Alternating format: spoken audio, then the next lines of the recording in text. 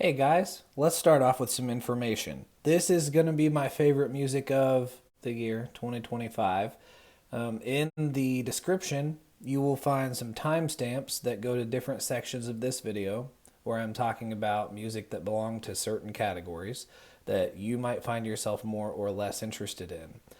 Now, I'm going to put in a shot of my honorable mentions, just a list of them, and then I'm going to start talking about my favorite albums and EPs from 2025. So here we go.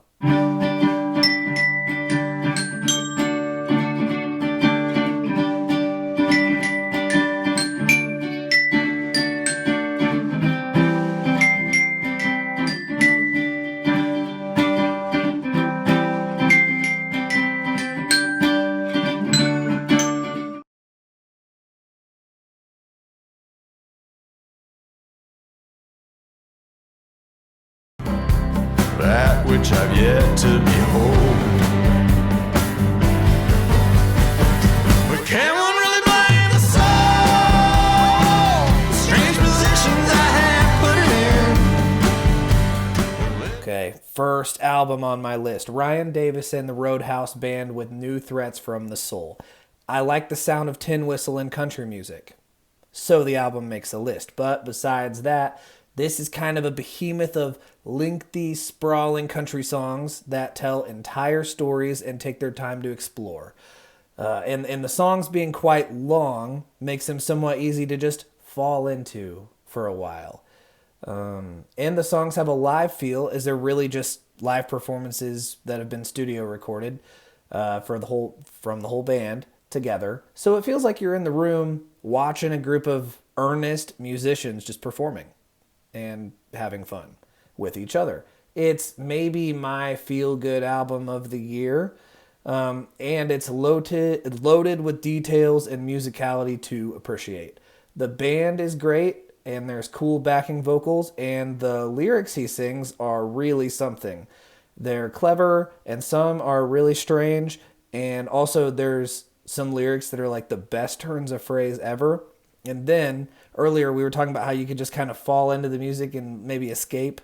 Then they'll just jolt your attention right back with these funky drum machines that are sometimes pretty out of character, especially maybe in country music. And so that's surprising and interesting. And then also there are some kind of unexpectedly harsh noise sound effects here and there that they end up being wonderfully complementary to the music. So that's also surprising. I like some of the super unique melodies that find their way into the music sometimes. And those melodies, some of them, they're truly great moments of beauty. Truly great moments of beauty. And of course, they complement very well the other many moments of beautiful country beauty that go all across this album. It's great stuff. De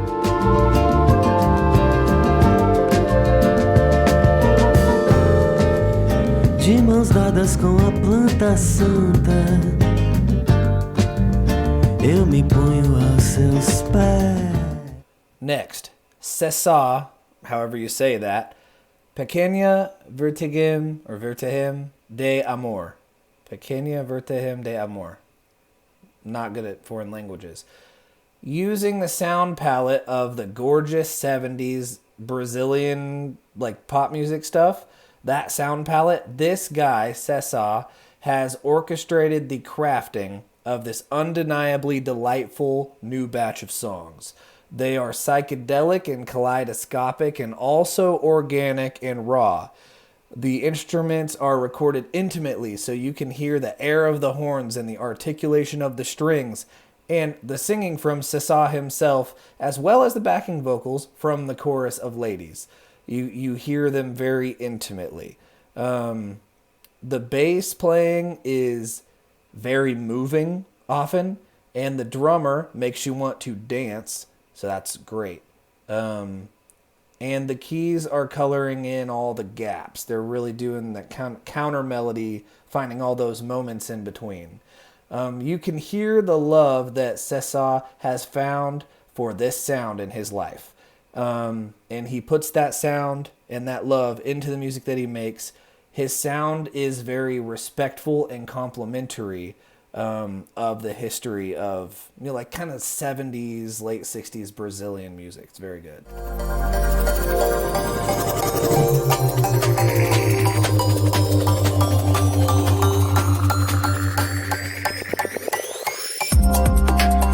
Next is an album by Drum, spelled DJRUM, which is a misspelling.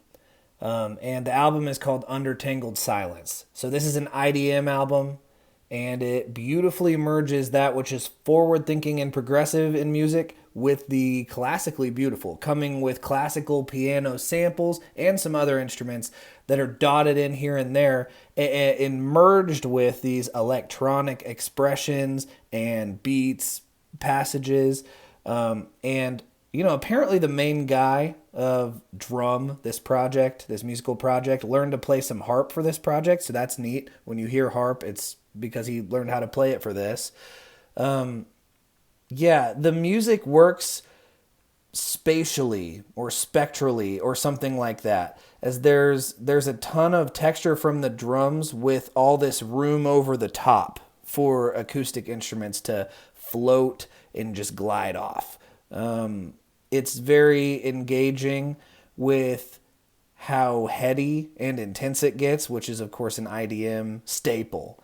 And it has that very, very deep bass, too. But it also really retains the excitement of some of the best electronic music that really... this music really... it maintains some of the excitement and interest that can really only be explored in electronic music. It can only be achieved when you're making music electronically. However you'd say that best. I'm certainly not the best speaker. The record dances like ballet, and then it seamlessly shifts into something more primal while maintaining the strict regiment and craft. And then other times it gets really bold and out there and warped, giving the artist the task of justification of the bizarre, which makes for very fun moments of tension and release, a classic musical thing. If you can't tell, I'm pretty excited about this one. Don't really know how to talk about it very well, don't know much about electronic music, but I'm pretty thrilled by it.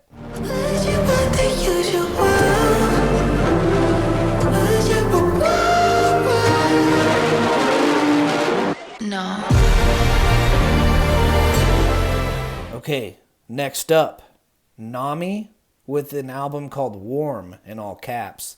This is the catchy pop music that pops into my head when I'm in the middle of some boring conversation or something, or standing in line for something or something. Many of the songs make me want to dance. The songs have quite unique melodies, and the singer definitely has a specific delivery, very unique, and does some nice vocal experimenting. Some of the music here is very indebted to Michael Jackson, also Frank, but he's also very expressive in his own way. And I also have to mention, I love many of the harmony vocals backing him up. Harmonies that are kind of unusual, that's really fun a lot of the time. Many of the sounds on the album sound very rich and full, so attention was paid to making things very deep. And also, there are many old kind of retro keyboard sounds that are making up the backbone of many of these songs. And sometimes the sounds get pretty distorted and noisy, and that stuff is just great when it comes in. The drums are very groovy, and many times on the album they give real space to the instrumentals. The drums kind of pan out, and then there's just these clouds of instrumentals, and it's very nice. Make space for some of that, because it's kind of a pop album, but then it also does all this kind of hypnagogic is a word that I see on the internet to describe what's going on here. More ambient, very lush stuff. So yeah, this album comes from a deep well of fun and sometimes experimental sounds. So the album is a great album experience. It's so easy to listen to, so interesting, so engaging. It's pop music that isn't really trying to be, like formulaically engineered to take over the charts. It's just trying to be really, really good, and I respect that. A little more time, it's the same unrest sitting in my. So, this is Anastasia with her album Tether. Basically, this singer Anastasia is just a star. This album is just all goosebumps. It's beautifully haunting. It's stark. It's kind of brutal. And while those things are true, it's also very, very soft or like tender or careful and considered. I guess it's kind of like a folk album, singer-songwriter-y kind of folk album. It's so lush and full of like flowers sprouting up and blooming. Maybe this album is like my Adele. The feeling I get from this music is probably, if I had to compare the feeling I get when I listen to this music, is probably most similar to when I listen to the music of Milton Nascimento, which is a pretty good compliment, I think. Classic Brazilian artist. It's just exactly what it needs to be, and it's never a big show, even as heavy and as deep as the songs can be. The instrumentation is often calm, but it's also very full of life and color, and there are many different timbres going on, which serve as a frame that showcase Anastasia's insane vocals. Great one.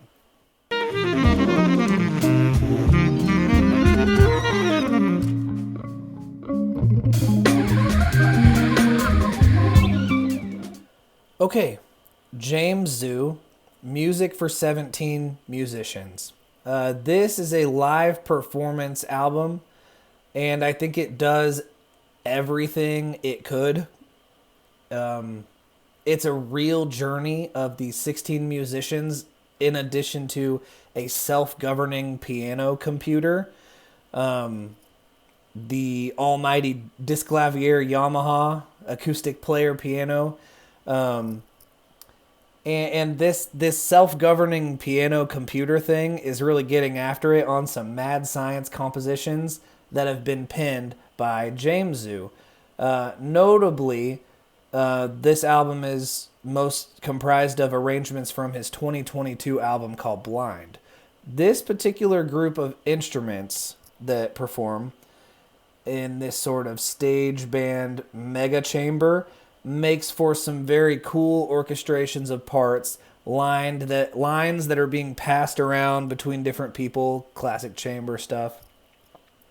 That sense of classical interplay and devotion to expressing a score is here, and also this self-governing Disclavier, which was apparently instructed algorithmically to respond and improvise along with the compositions as they are being played live.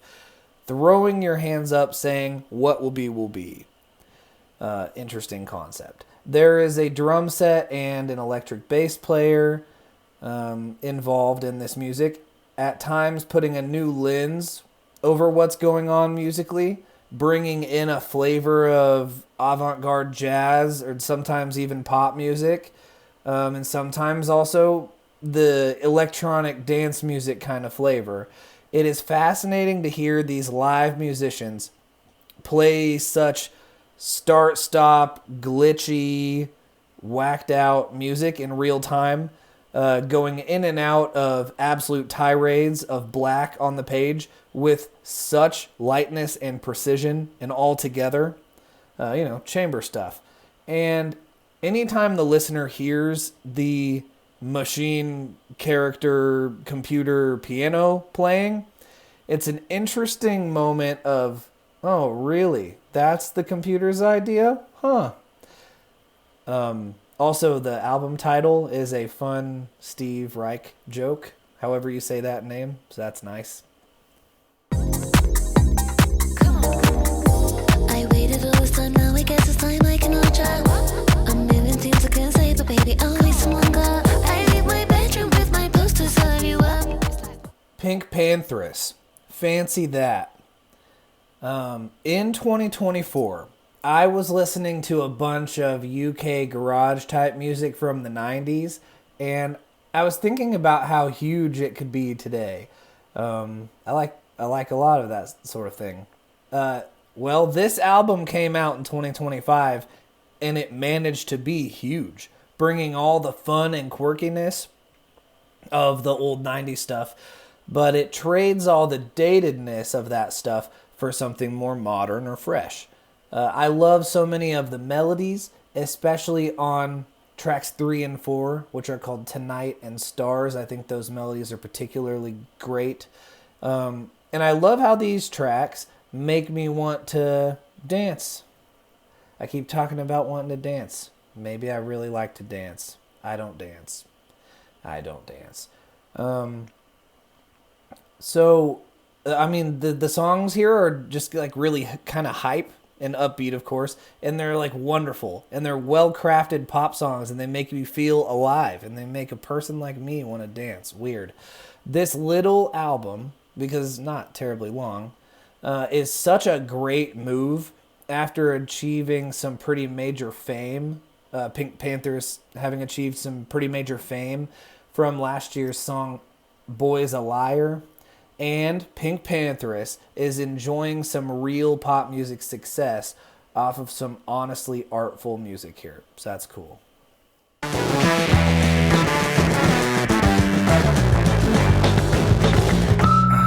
a pele, azul saiu de lá, caiu pra lá, uma cor brilhante feito uma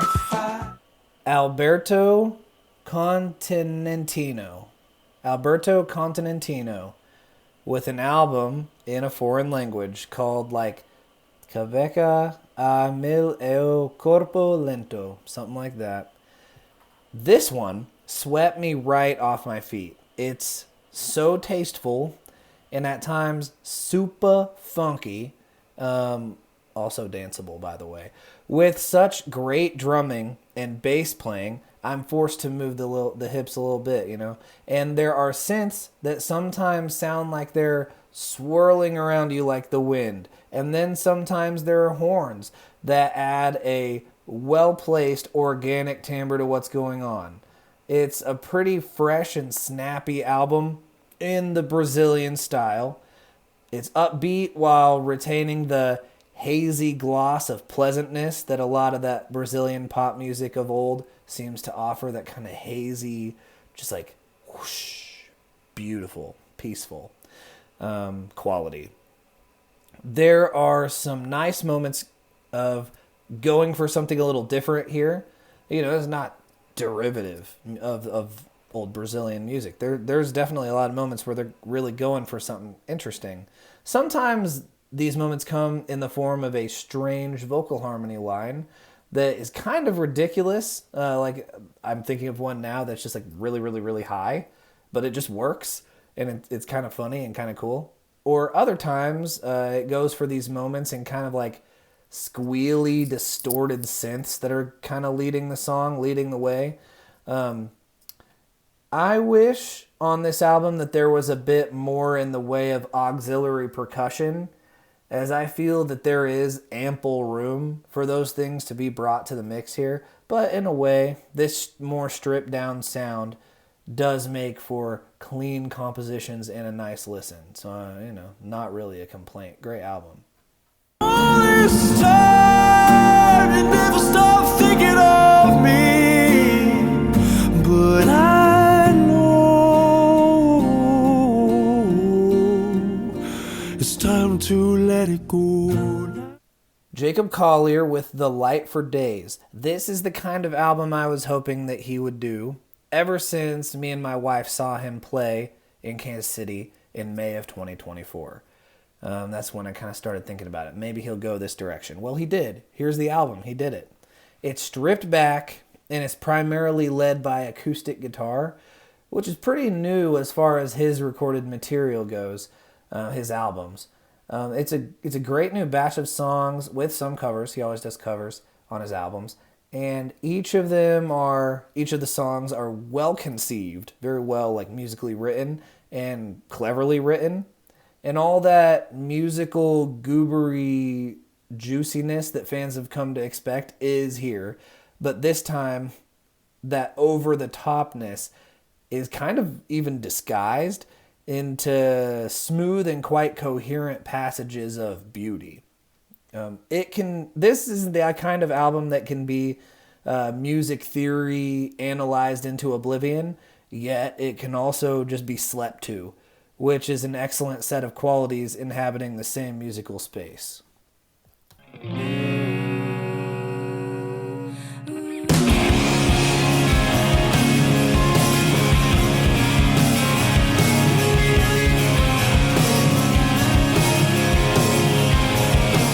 Here we have Texas 3000 with their like an EP called Weird Dreams.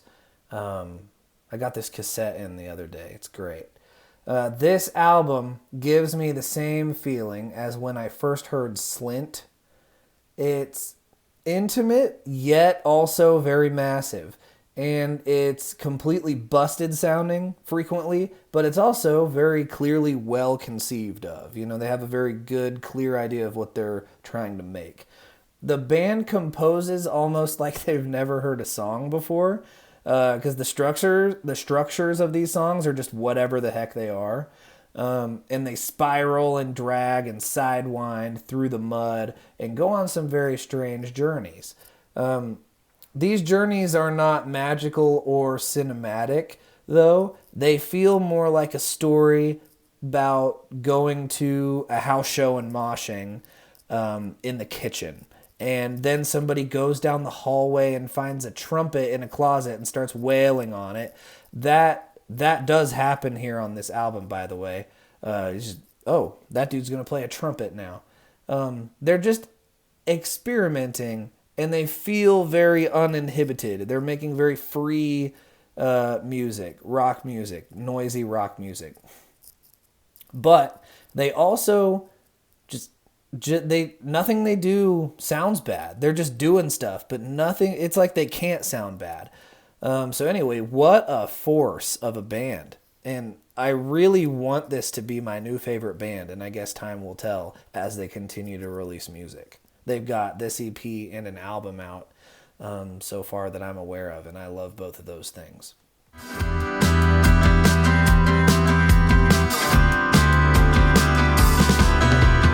You are a gentle apple balanced. Next, Champion Trees with A Duck's Water Off My Back. This one is kind of undeniable. We have a variety of instruments contributing to these singer-songwriter-y art rock songs with real character and identity. And then lyrics that are kind of like unnecessarily compelling and clever, as the instrumentals justify pretty much whatever he wanted to say. And the lyrics tell interesting tales of pretty down-to-earth situations and people with all these witty observations and colorful imagery and also personal reflections. And so you have really a lot to focus on here, musically and lyrically, and the vocal performances are good. And which is great because I just want to listen to it again. You know, when I listen to it, it's like, let me hear this album again. That's a good quality for an album to have. The album is about half an hour in length, so it's very manageable and succinct with very much content packed in, dense. And that is especially the case, I find, with the palette of instrumentals here. That really denses things up a bit, however you say that. There's clarinet, sax, and violin, and cello. And the music is rock, but it's not very heavy. It's like guitar, rock band stuff, but it's not very heavy. But it's still dense.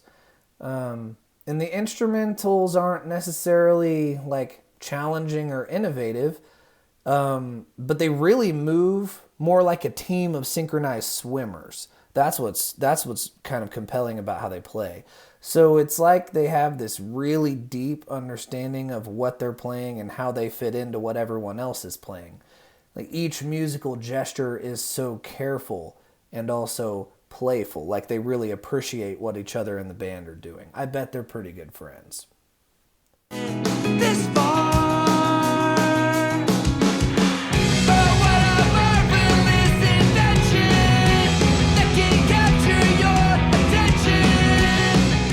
Now, Algernon Cadwallader, Trying Not to Have a Thought. Kind of a crazy comeback here. I hope they keep making albums because this thing is so good. They are just as zany and sporadic as they've always been, with such great guitar parts and tones and such cool interweaving mathy tappy stuff going on.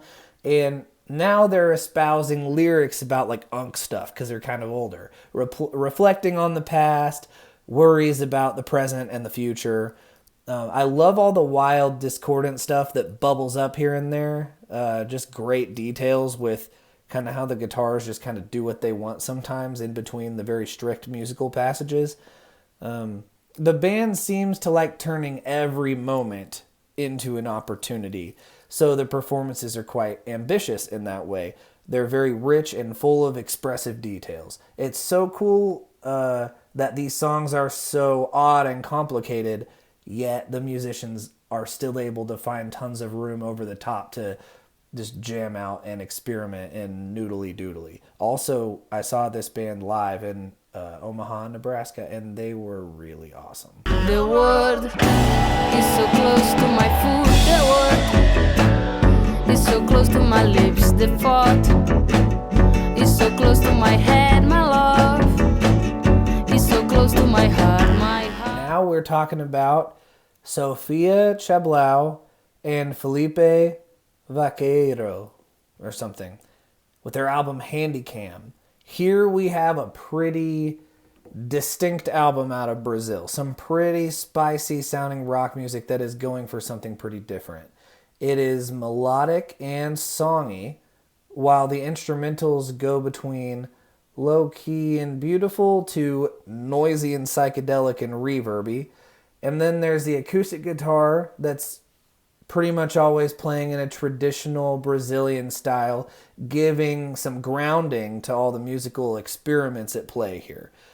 Sofia and Felipe's vocals work very well together on this album, and apparently they are the two performers on the album, I think indicating that the instrumentals come from their contributions as well. Like everything, what I mean is that everything was done by them.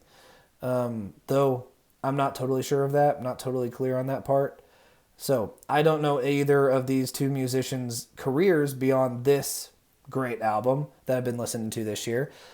So they will be fun to keep tabs on going forward.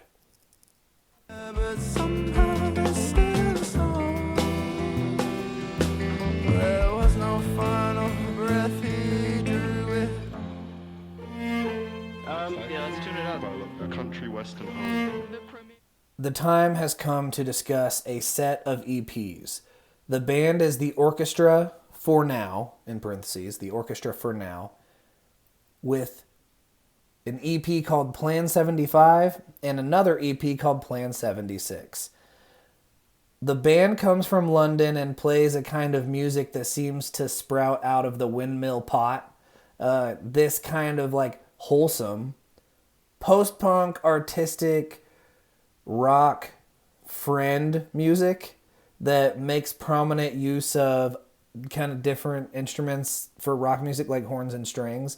That's kind of a thing going on there in London at this kind of, they call it the windmill scene, which a lot of that music I find very appealing. Here's another one. Here, the band seems to be made up of rock instruments, a vocalist, and a violin and a cello. From the names of these two EPs, their intentions are not clearly made, so the music will have to solve that mystery. Like, what's their intention in this music? that'll have to solve the mystery for us. The music alone, because these names are I don't know. I don't know what to do with them. Plan 75, Plan 76. Doesn't tell you much. So you gotta listen. And we will decipher their master plan as well as we possibly can. One of the first things that I notice in this music is that every member of the band seems to be receiving songwriter credits. So we seem to have a real hive mind at work here. And there is some idea of sharing in every aspect of the music as you hear it and making room for each other's expression. And that is, it's heard and it's emotionally felt in the listening. Earlier I called this windmill stuff kind of like friend music. Well, this is kind of what I mean. They're just being nice to each other and letting each other be heard and creating spaces for their friends to be heard in the band. And so there is a brand of in this music, there's a brand of kind of tense intimacy at play here. And this aspect is perhaps most clearly evident in the vocals and lyrics, which tend to tell rather small stories with emotional depth that ends up exploding into what become screams of passion. But they're small stories. And so you're supposed to get like a more profound, larger message out of a story that is somewhat small. Another element at play in this music is the careful use of guitar distortion. It's only present when artistically necessary and is really not to be leaned on as a crutch in creating heaviness, because they create heaviness in other ways. Also, the drummer seems very keen on amplifying everyone else in the band energetically with the parts that he's playing and the way he's playing into what other people are playing. I like that stuff. So he, I would assume, probably has some jazz background, if I had to guess.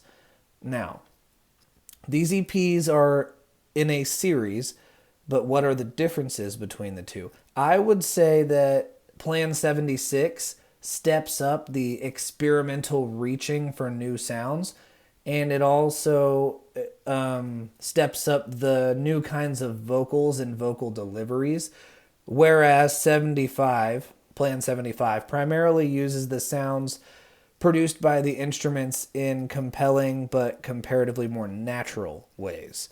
And maybe as a result, I see 75 as more charming and delightful, and 76 has kind of got a little more edge, On 76, there are synths that float around sometimes more ambiently like a cloud, or they just slice through and are the focal point. And the synths really help to create scapes, like soundscapes that kind of color these songs and sometimes carry them to their emotional destinations, where that doesn't really happen as much on 75, the synth stuff. It also seems that the music has taken a darker turn with 76, with more full-throated vocals and more loudly expressed strings helping to create intensity. Maybe lyrically on 76, the stories get even a bit less small. Still pretty small, but a bit less. Kind of like the singer is more well-read and well-traveled or something. I guess that's what I mean. They're still small, but he's kind of like, his eyes are kind of opened now. And and on 76, there maybe seems to be kind of an increase in his confidence. So maybe the connection between the two EPs is like a coming of age, developing a better understanding of reality and progressing towards coming to grips with it. So there we have it, my feelings on this twofer. Je suis dyslexique, j'ai de la misère. Ouais.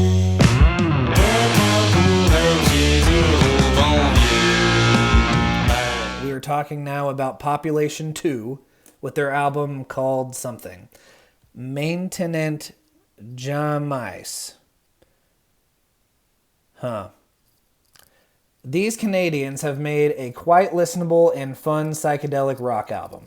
You can tell the guys in the band love to experiment with sounds, and they love to contribute something substantial and distinct to the music, as they are all stars in their moments across the album.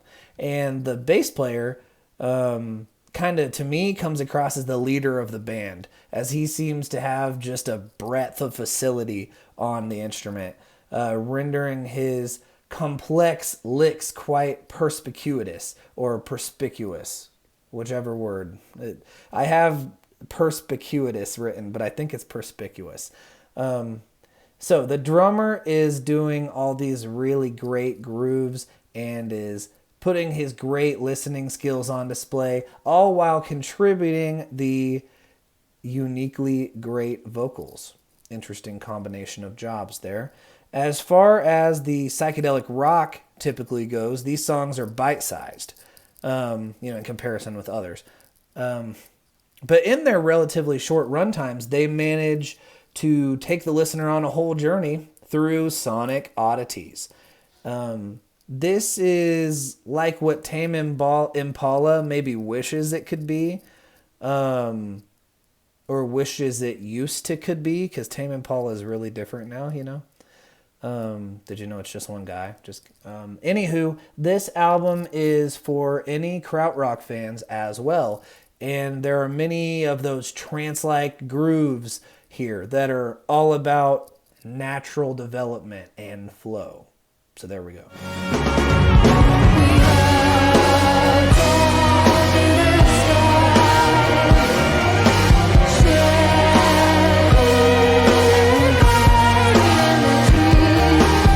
Black Country New Road, you've done it again, man.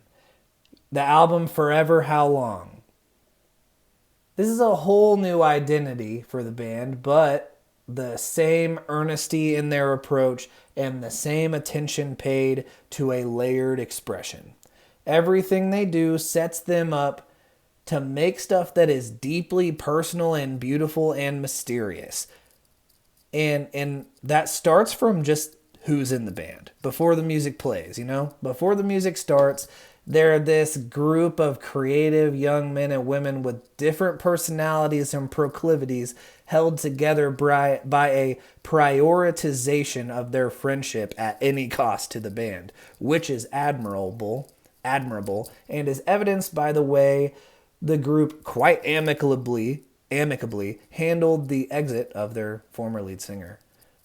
They've been through things together in the band's short career so far. High highs and some rocky patches that they seem to have handled very well together. Key word is together. So when they come out with an album here that explores many aspects of personal relationships and experiences that the ladies of the band are expressing here, because on this album, for the first time, the ladies are the lead singers. So when that is happening, I basically just believe them. They're very believable. Whether they're talking in kind of more concrete ways or more abstract ways, the things that they're saying I just believe them. It's kind of raw and intense. They're, like I said earlier, they're very earnest.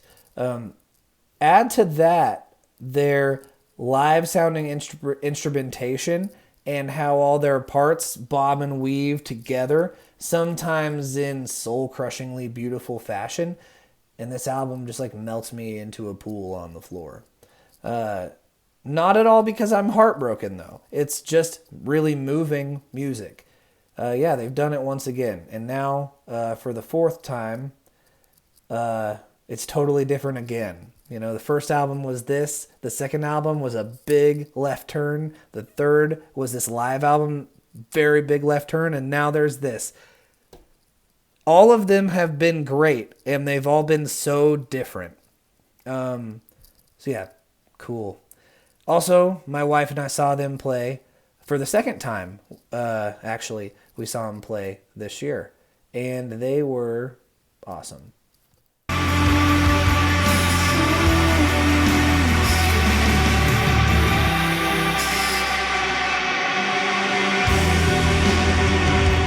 Okay, Fawn. with an EP called Paper Thin. This is the second EP that I've heard from this group, and they seem to specialize in making super massive shoegazy loud guitar songs that feel like a big hug. For how loud this thing is and noisy, it's gorgeous and tranquil, enough to fall asleep to on full blast. All the while, a bunch of super noisy blaring guitars are absolutely melting face. I love how they use synths too, sometimes for percussive or rhythmic interest and texture, and other times to make more layers in the impenetrable noise wall. The drums carry a ton of energy, which is so needed here in this oppressive amount of sound, and the bass so beautifully rounds out what may be shrill and harsh without it. Probably would be. And the instrumentals together fill a full tonal spectrum. You don't feel like you're missing an ounce of sound when you're listening to this. It's all there. The vocals here are not the star, but they are catchy and even memorable sometimes as they wash over the massive sound and melt into it like some butter melts into a nice, like, stew, like French cassoulet, you know? It's the ultimate comfort zone out listen. Quite good.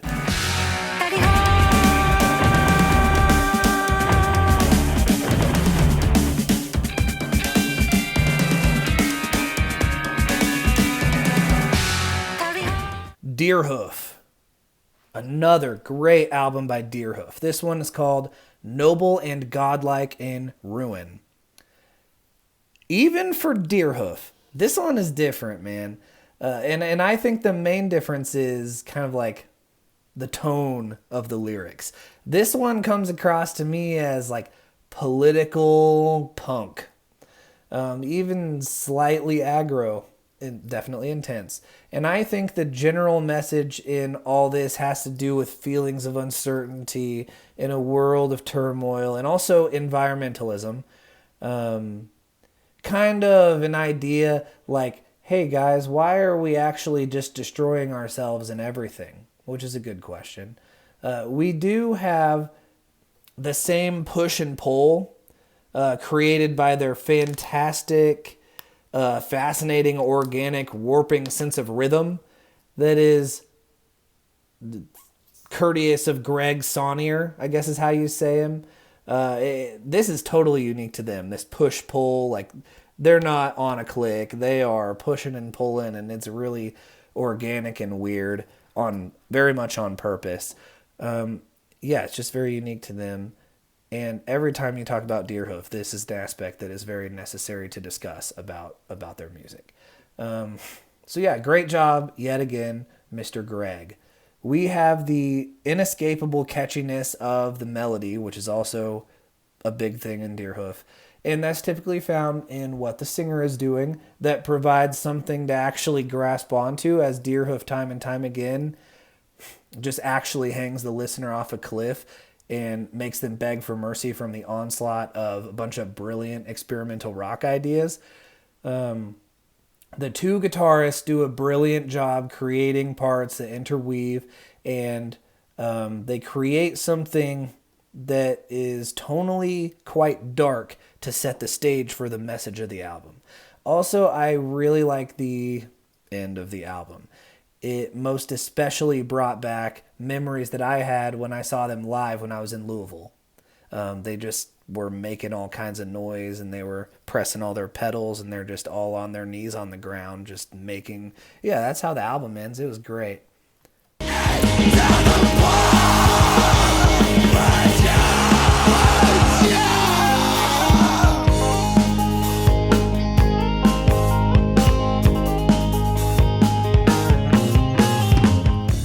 Okay, this is a band called Shaka Bra, and the album is Shaka Bra. You know, this is a very nice slice of emo rock, and it cathartically belts all its feelings while also being twinkly, melancholic, and homely. Homely as in it feels like home with a lit fire in a room with no TV. just all the friends and like eating popcorn and staying up all night, talking and also jamming on the instruments, with all the time in the world, no place to be. Yeah, this album has got me in my feelings, and I can be kind of a brick wall. So, emotionally. So that's really something for me. It got to me. This guitar stuff going on here is so well written and performed also, and the emotional tone is set so well by the musical backdrops that the guitar is creating, for the singing to be as expressive as humanly possible while still seeming authentic and believable. There is lots of admirable bass and drum work as well, rendering the music so rich with details as they're jamming together, well warranting revisits and memorability. That kind of, like when you're showing it to your friend, like, listen to this part, stop talking and listen to this part kind of thing. Plenty of that. もうすぐ春が来てまん丸と This album is by Bet Cover. It is called Yuki. It is slick with a great sense of humor and also a great sense of just entertaining their audience in their performances here. Instrumentals with the right amount of polish and the right amount of rawness. It really must be understood as a whole product to get it, I think, this album.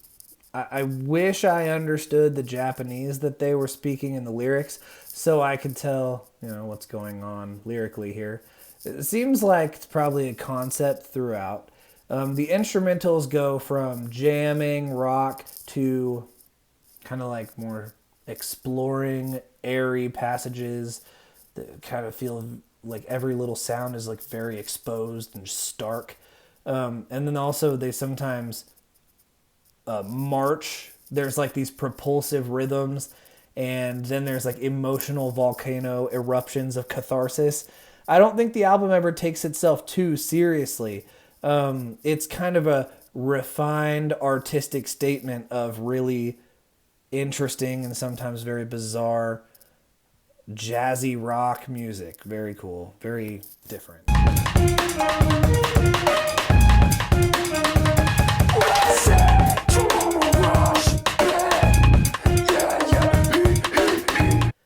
The band is Yahweh Nailgun.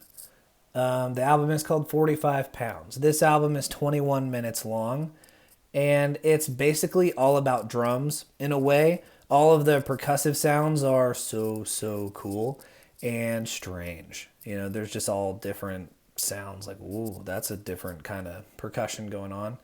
The music around the drums, there's guitars and synths, and the vocalist is being pretty kind of like, he's kind of a zany nutcase of a vocalist.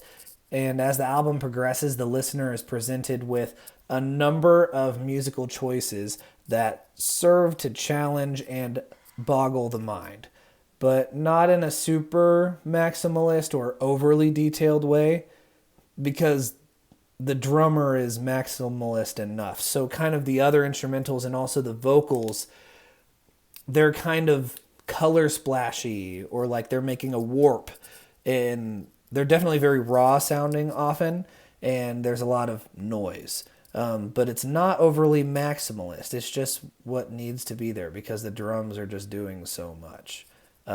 This is, great album. I do recommend it. It's different, man. It's different. And the kiss from your lips on my forehead burns, and the scorching cold of that November night will be forevermore. Okay, Racing Mount Pleasant is the band with their album Racing Mount Pleasant. I have been enjoying this new album from Racing Mount Pleasant, as they're called now. Used to be Kingfisher, apparently. It's very emotional rock music, very much akin to Midwest emo, but also takes cues from folk music, and the songs are being played by your standard rock instrumentation with the addition of saxophones and trumpet as staple components in the music. They're like usually going on. They often achieve lushness as a result, and it's clear that this band moves in an orchestrated and choreographed way while also managing to leave room for personal expression, while also compiling lots of different sounds and expressions into an album that feels minimal, like a breath. It's very, very dense, but it feels so small and tender and pretty so much of the time. A small gripe, would be that I do wish maybe for a more charismatic vocal performance, because about 90% of what's going on here, vocally speaking, is kind of hushed and mellow, sometimes kind of uninteresting. 90% of it is hushed and mellow. Sometimes it's uninteresting. But the instrumentals are kind of really what this is all about. There's moments of vocal really, really good. And so it's like you can see the potential, but it's just kind of not the point. I think they wanted to make the vocals more calm. And maybe I wish there was a little more excitement in that, you know. In particular, the instrumentals, man, that's really why I've been listening to this album this year. The drummer is consistently making excellent orchestration choices, like what drums he's hitting is what I mean, and is enhancing the music to great effect. He is great. Maybe one of the best parts is this quiet, meandering middle section of the song Call It Easy. Gosh, it is gorgeous and patient and expressive. And the song just totally morphs and takes on a new kind of impromptu tempo. And it does so in such a natural, smooth, kind of slick way. There's just all sorts of great but very quiet sounds happening and coloring everything, leading up to what will become a tenor solo. There's a lot of propulsion in this moment, and I think is a very admirable moment. So I'm excited to hear more from the band. They're awesome.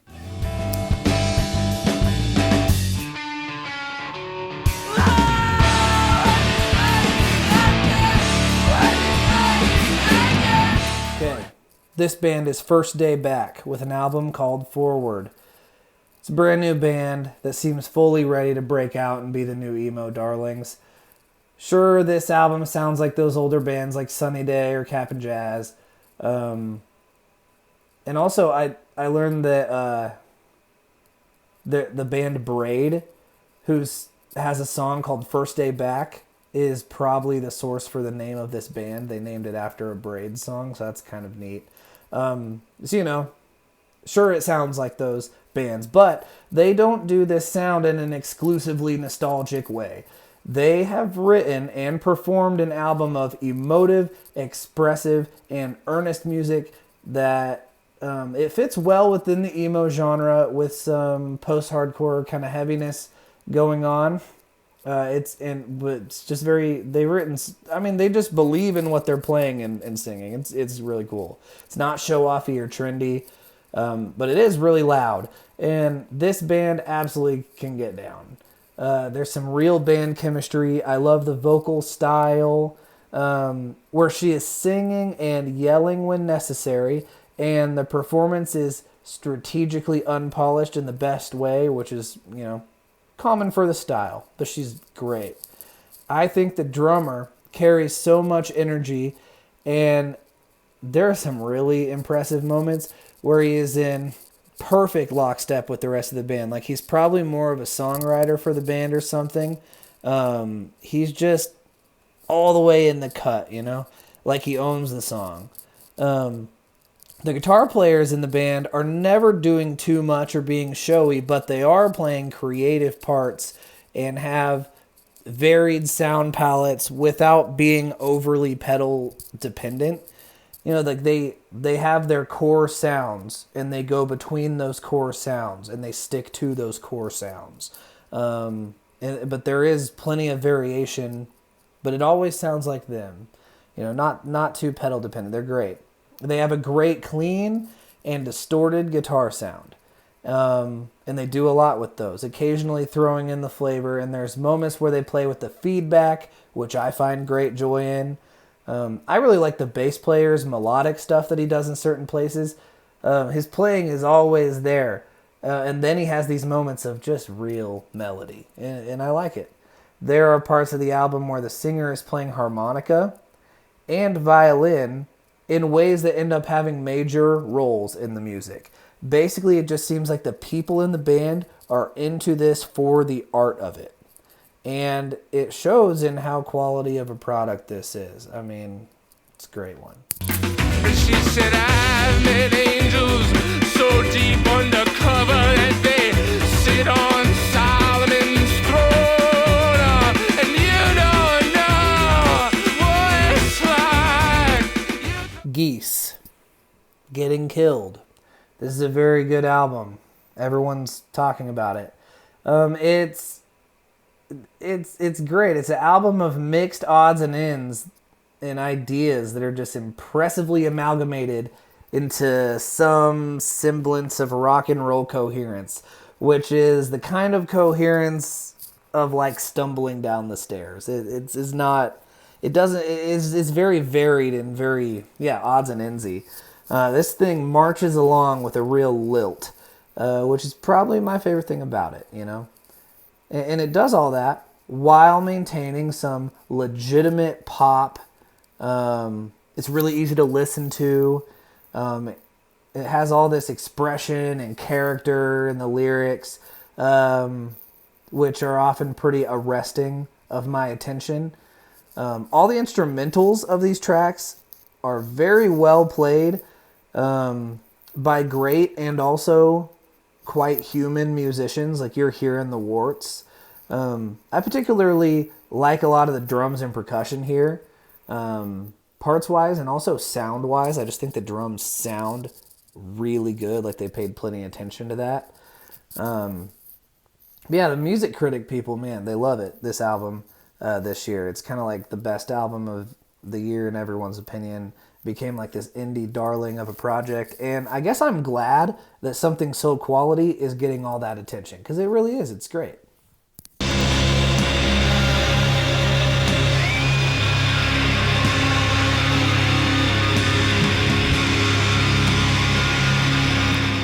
Oh, Boris performing Pink in its entirety live at Shindaita Fever 2016 September 24th.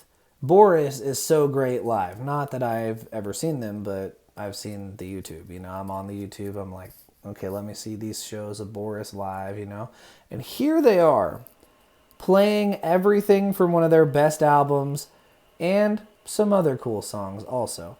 This, so far as the middle of December is the last time I checked, has not received a physical release date yet.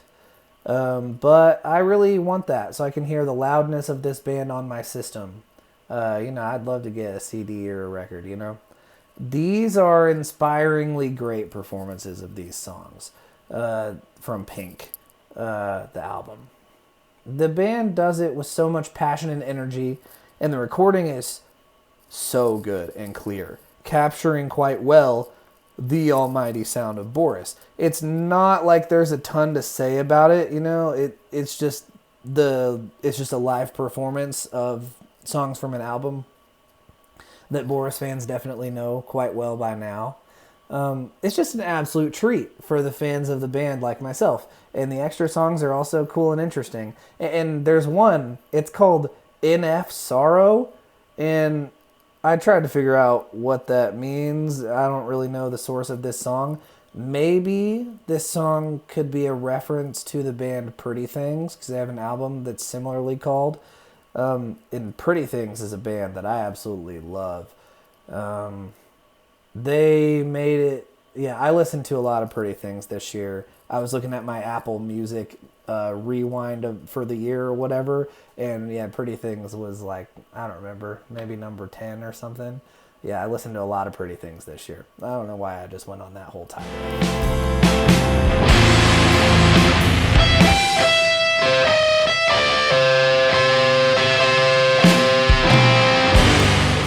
This album is by Shallow Water, and it's called God's Gonna Give You $1 Million. Boy, wouldn't that be something.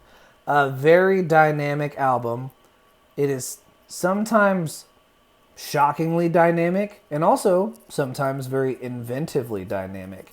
And this album is full of emotional performances that span from country sounds, and like folk and Americana, to quite heavy post-punk music, Midwest emo types of stuff.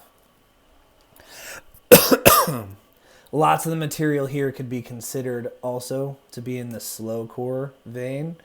And then sometimes they could be considered sludge territory, with some guitar sounds that really are reaching for catharsis. And they sound kind of like sludge metal to me.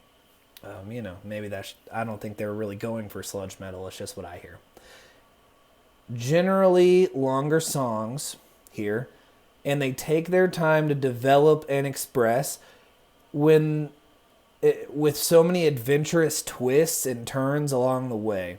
Their drummer is a great manager of the energy here, carrying these songs to their various resolution points very effectively and with great alternative timbres, including like the use of brushes, like different sounds, especially for this kind of music, just unique sounds. This album is very beautifully produced, and it's, the sounds are just beautiful, and it's full of soul and grit and pretty raw sounding. Generally, a lot of the music is. Then also we have the vocalist, who doesn't ever steal the show necessarily, but does give purpose to why these instrumentals sound and move the way they do in his very, very good delivery and in his very interesting lyrics.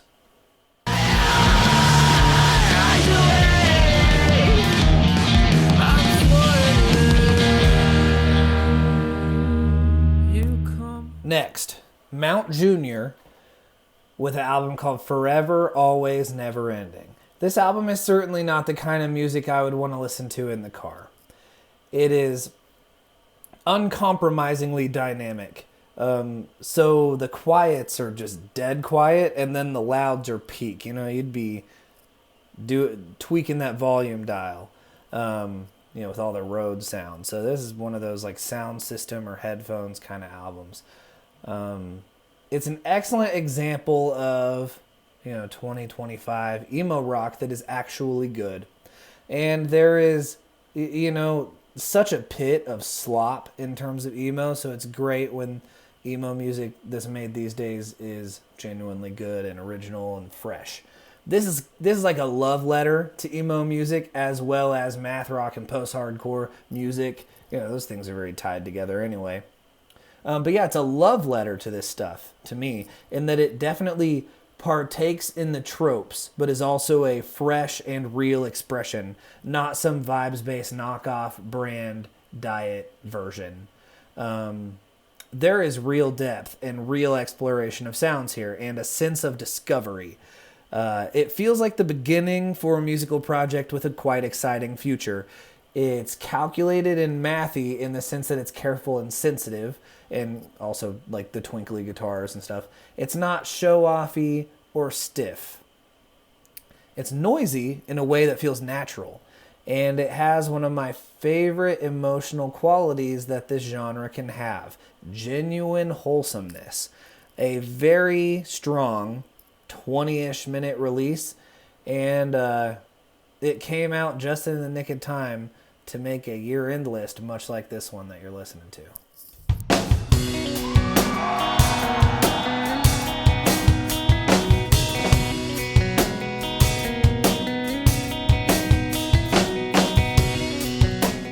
Now we come to American Football with a live album called American Football Live in Los Angeles.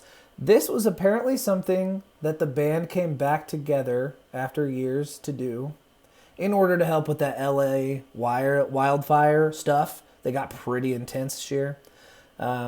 It's very exciting for fans of the band to have a live album to listen to, and this one sounds really great and contains the songs from their first album, played quite beautifully and contemplatively.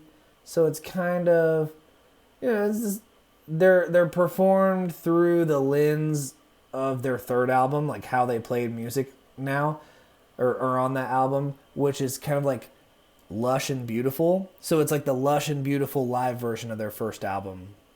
You could kind of say something like that. I love hearing the crowd sing in some of the moments here. It just feels quite special. And then that first song that they play on this album is not from the first album. It's from like earlier stuff, like an EP. And yeah, it sounds cool. It's cool that they did something super old for them.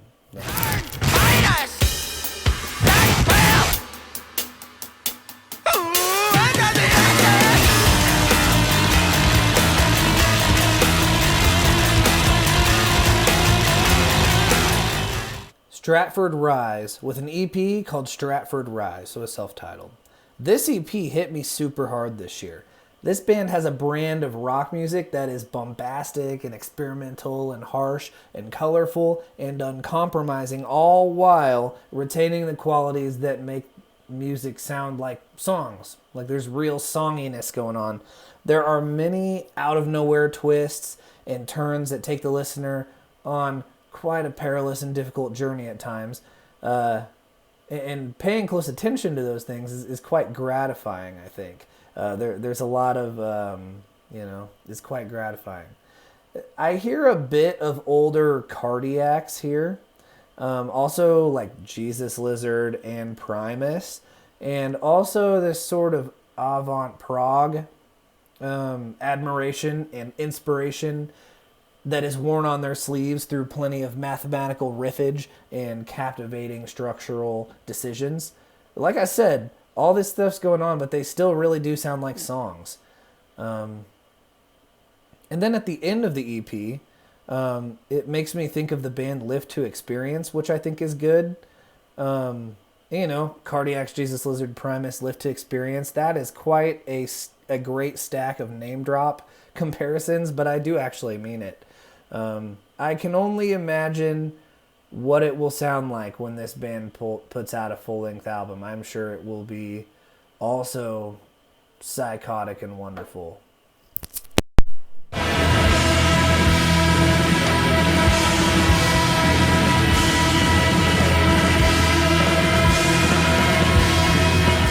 Now we come to Swans, Birthing. I've been curious how this album would sound ever since I first heard Swans' live Rope of last year that I got a CD of. The new material seemed just like absolutely so awesome. Like the band was really on a wave of expressive inspiration when they were making it and composing it, Of course, performing it, now we get to hear on this album. There were some different kinds of rhythms going on within their hypnotic way of doing things. Swans, a classic band. Interesting syncopations that seemed unusual for the band that I would hear on Live Rope and be like, man, I wonder if they're going to do stuff like that. It's kind of different. There was different kinds of guitar tones where it seems like Swans usually tends toward the fairly vanilla in terms of guitar tones. Heavy, but fairly vanilla.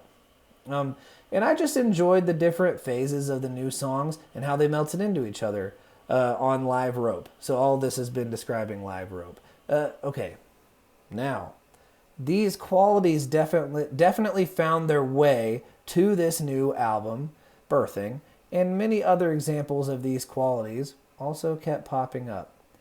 I think what makes the album so good, in my opinion, especially in comparison to maybe some of the last several Swans albums that I've also enjoyed, is that it feels much tighter and more focused without compromising any of the extremely large sounds or uncompromising bits, as well as doing the uncompromising in brand new ways that I think are very impressive.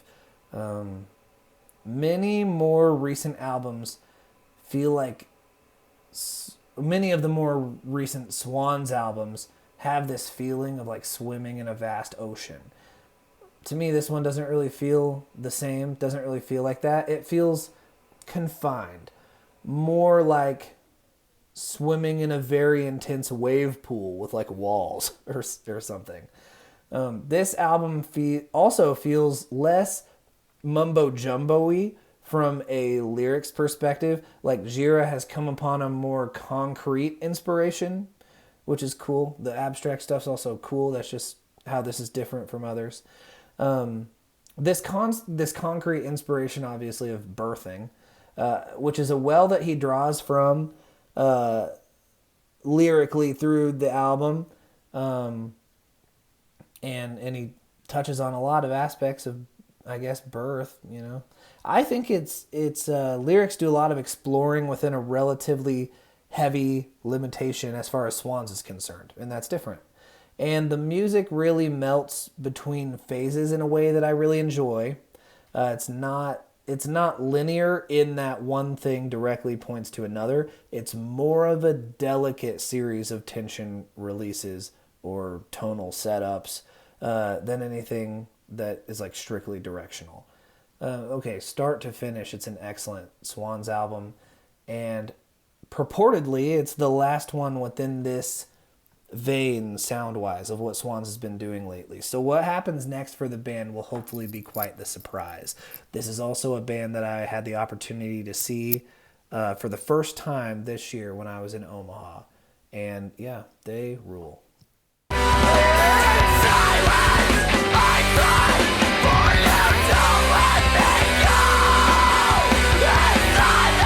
Now we come to Cliffmore by Cliffmore. This album does tons of justice to the screamo genre and should have much more attention than it seems to have, in my opinion. For one thing, the bass playing is absolutely killing at all times. Consistently impressive and always stirring up momentum for the band to use it to their benefit, and they do. Every song on this album is kind of a surprise, and it really doesn't feel like any ideas are recycled. Just a bunch of great and fresh ideas back to back across the whole runtime. The songs here are so dynamic, going from quiet anticipation to the gnarliest of cathartic releases of instrumental and vocal fury. A true emotional roller coaster, which is exactly what this kind of music should be. There are moments of interplay between the vocalist and another female vocalist who pops in and out of the picture occasionally, and these moments are quite cool and they add another dimension to the band's sound, so I appreciate those. I have to mention the drummer as well, as I've been mentioning drummers. I'm a drummer, so I care about that stuff. This drummer, he does a lot to make everything the band is doing really land, because they're doing some weird stuff, but the drummer is working hard to make sure the plane is landing. And sometimes the drummer even gets to steal the show a little bit and becomes kind of the primary thing that you're listening to. And, you know, the playing is super solid and super creative.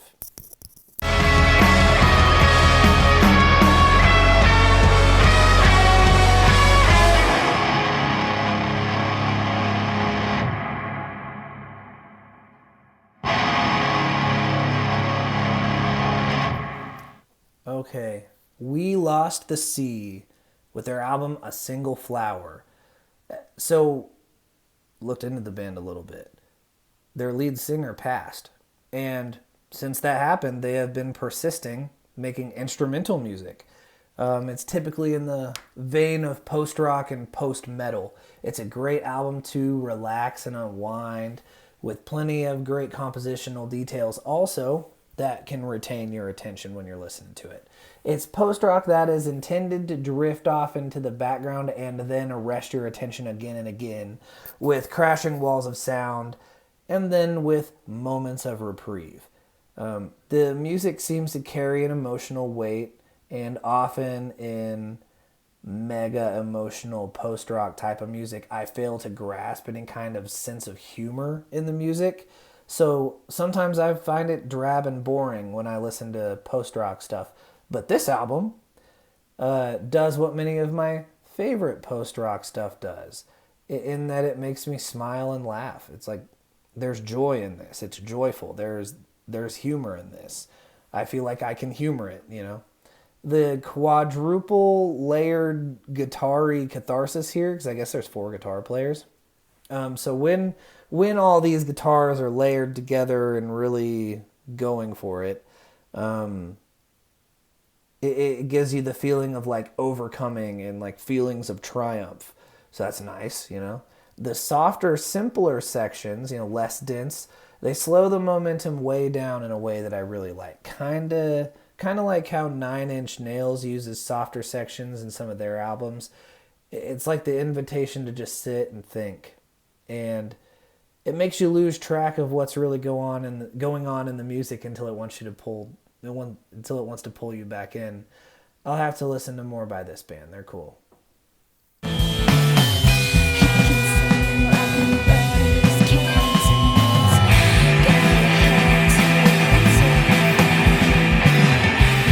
Stitching by Stitching. This is a really awesome screamo style album that never fails to make me want to dance. Okay. It's just the band. They play so well together. And they're just a great tight band. And there are melodies that really stick with me, as well as scream vocals to go along with that melody singing. The recording of this is really nice. The guitars sound great and a little hazy. You know, it's kind of a lo-fi. And the guitars are noisy and feedbacky and washy in ways that, that kind of like I talked about earlier. They just feel like getting a big hug, which I think is what every screamo listener wants from squealy, blaring guitars. Feel like a hug. I love that snare drum sound that they have here.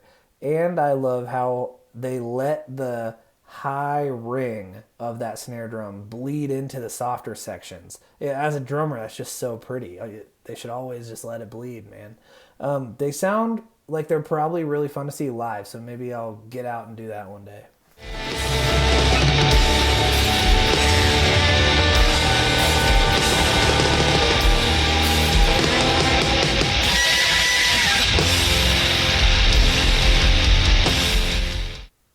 Cisnini,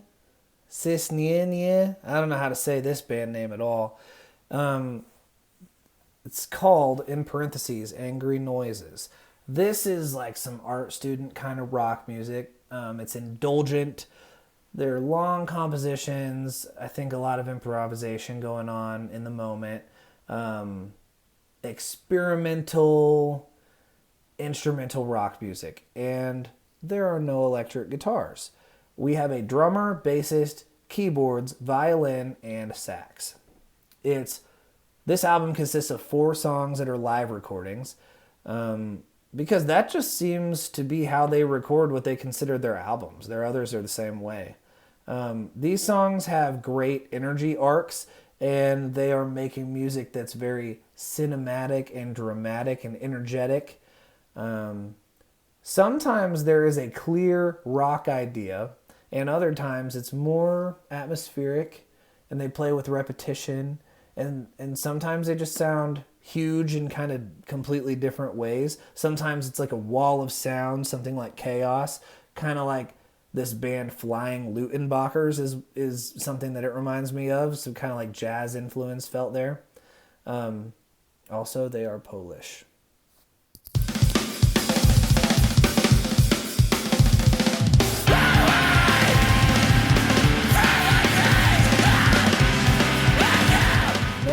The band Pyre with an album called This Is How We Lose Fullness.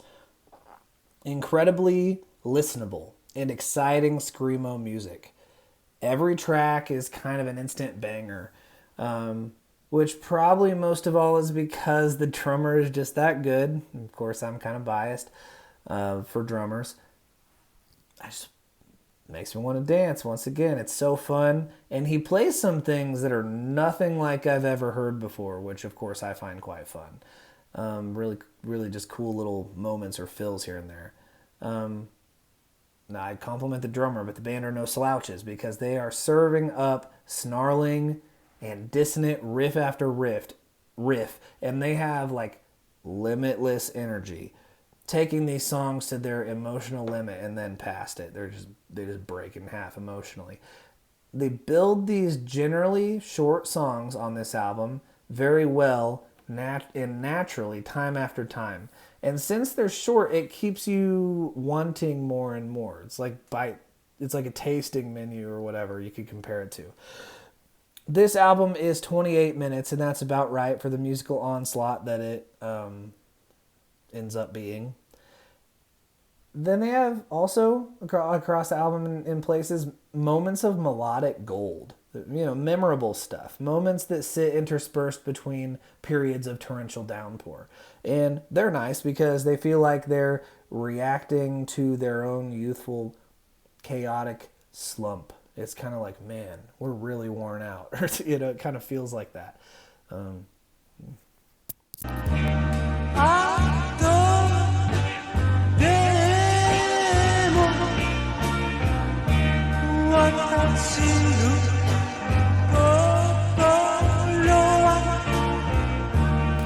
Another thing, man, I'm just not going to pronounce it right. Les Realizes de Nudes, with an album that's like a bootleg release called Jitoku 76 from 1976.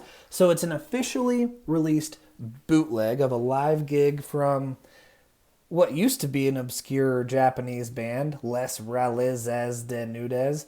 Their bootlegs have come to light in recent years, and so people are really checking out their stuff, and that's been fun. I've started doing that this year, including this that was released this year. This was kind of my entry point, and what a magnificent discovery this band has become, and this album has become. The star of this band is definitely the use of electric guitar. I just don't think I've ever heard a guitar weep like this. And it's not always a gentle weeping. In fact, very often it is ocean-sized. The range of emotion and emotional expression from the weeping guitar is also ocean-sized. There's just a huge range of expression. It's so, like, the songs generally,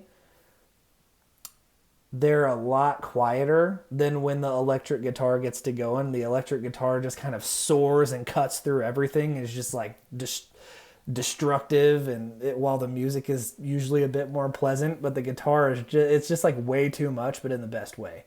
Guitar solos, it's just absolute Guitar Hero music, but not technically guitar solo music. It's like a very unique style of guitar playing.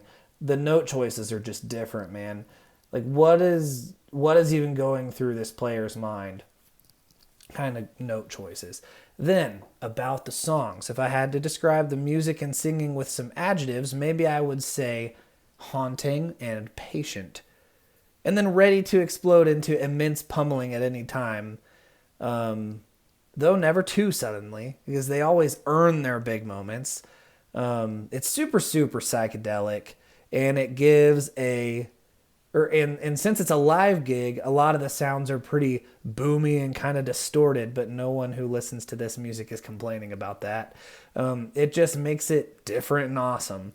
So this Jitoku 76 bootleg served as a gateway drug for me to get into this very exciting discography of bootlegs, and this stuff's great, man.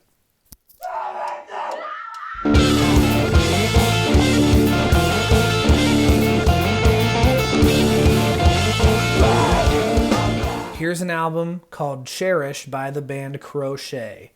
At 18 minutes, this violent outburst of a project is bursting at the seams with creativity and unrelenting expression. The album draws you in softly, then hurls you against the wall. We have the really great guitar work that finds roots in math rock idioms of playing. Then we find ourselves emo-violently hurled, if you don't know the genre, emo violence. So then we find ourselves emo-violently hurled through a wall by a concrete mass of cacophony. And the male and female vocalists in this band are just really brutal. And it sounds kind of like they're doing the throat shredding thing, like destroying their vocal cords. Like, it's probably not good for them. That's the way it sounds. It is evident from track 1 and all the way through that this band loves to jam. Like, there's real passion. And you can kind of see the nuclei of the songs, or maybe like where they started whenever they were writing them. They came from improv jams. That you can hear that in the music. And these improv jams were refined into well-aimed missiles of expression that contain all the chaos of these explosions. It's nice stuff.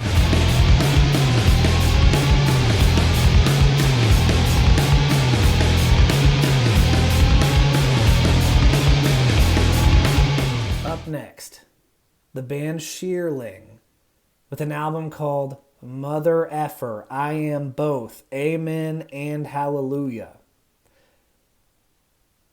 Shearling is the band Sprain brought back to a very different and more relentless kind of life with a bit of a lineup change. It's subversive and ridiculous, and it knows it. It goes in every direction. Abstract, avant-garde, artistic, abrasive, discordant, deranged, diabolical. It is most adequately described as an experimental rock album. That's maybe a simple way to put it. It is not songy. It's all one track. The whole album is on one track. It's this wide open and sprawling stream of psychotic consciousness. They are going for something that is flooring and incredible and dangerous and confrontational. That being said, you see a horse's derriere and a 1-track hour runtime, and you kind of know the sort of thing that you're getting into, when you click play.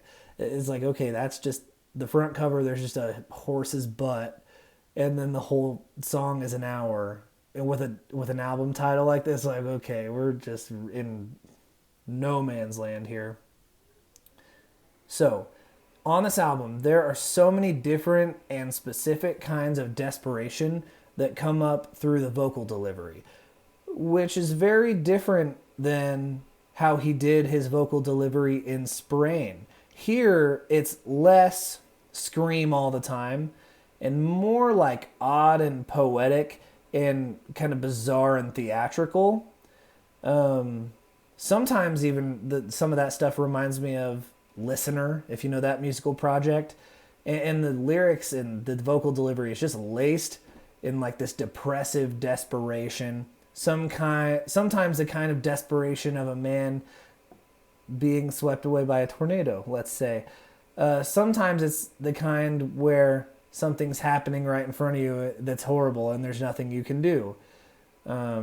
Sometimes it's the kind of desperation where you're just completely numb and desperate to feel anything, but you just can't, So it's layered desperation. Something like that would be the theme here, it would maybe seem. I won't pretend to properly understand or interpret all of the Appaloosa spots or horse private parts metaphors and stuff that are layered in here, along with Bible metaphors and bizarre storytelling. So yeah, there's just a lot going on. These things being said, this album is definitely on my rotation when I've got the time to get all the way through it, which is usually when I'm at work. I've got one headphone in, but I've listened to it with two headphones also, but typically when I've got the time, it's at work. But yeah, it's really worth getting all the way through it. I really enjoy listening to it in all its totality and maximalism. It's just worth appreciating. The instrumentals here are really a vehicle for the lyrics, and they perform this function in their high degree of execution in terms of tone and playing, and as well as freedom to just kind of sprawl and freak out and listening to each other. But yeah, they really kind of frame and showcase what's going on vocally, which seems to be the main thing. You can really hear the musicians think as they're playing, the live musicians. And then there are also electronics here that complement the instrumentation very well. It is also, it's just so colorful. The music, it sounds like all kinds of different stuff. There's saxophone, bizarre electronic sound, just stuff. Just mix it all up in a pot and make something really intense and bizarre, and very emotional. Quite a complicated thing here.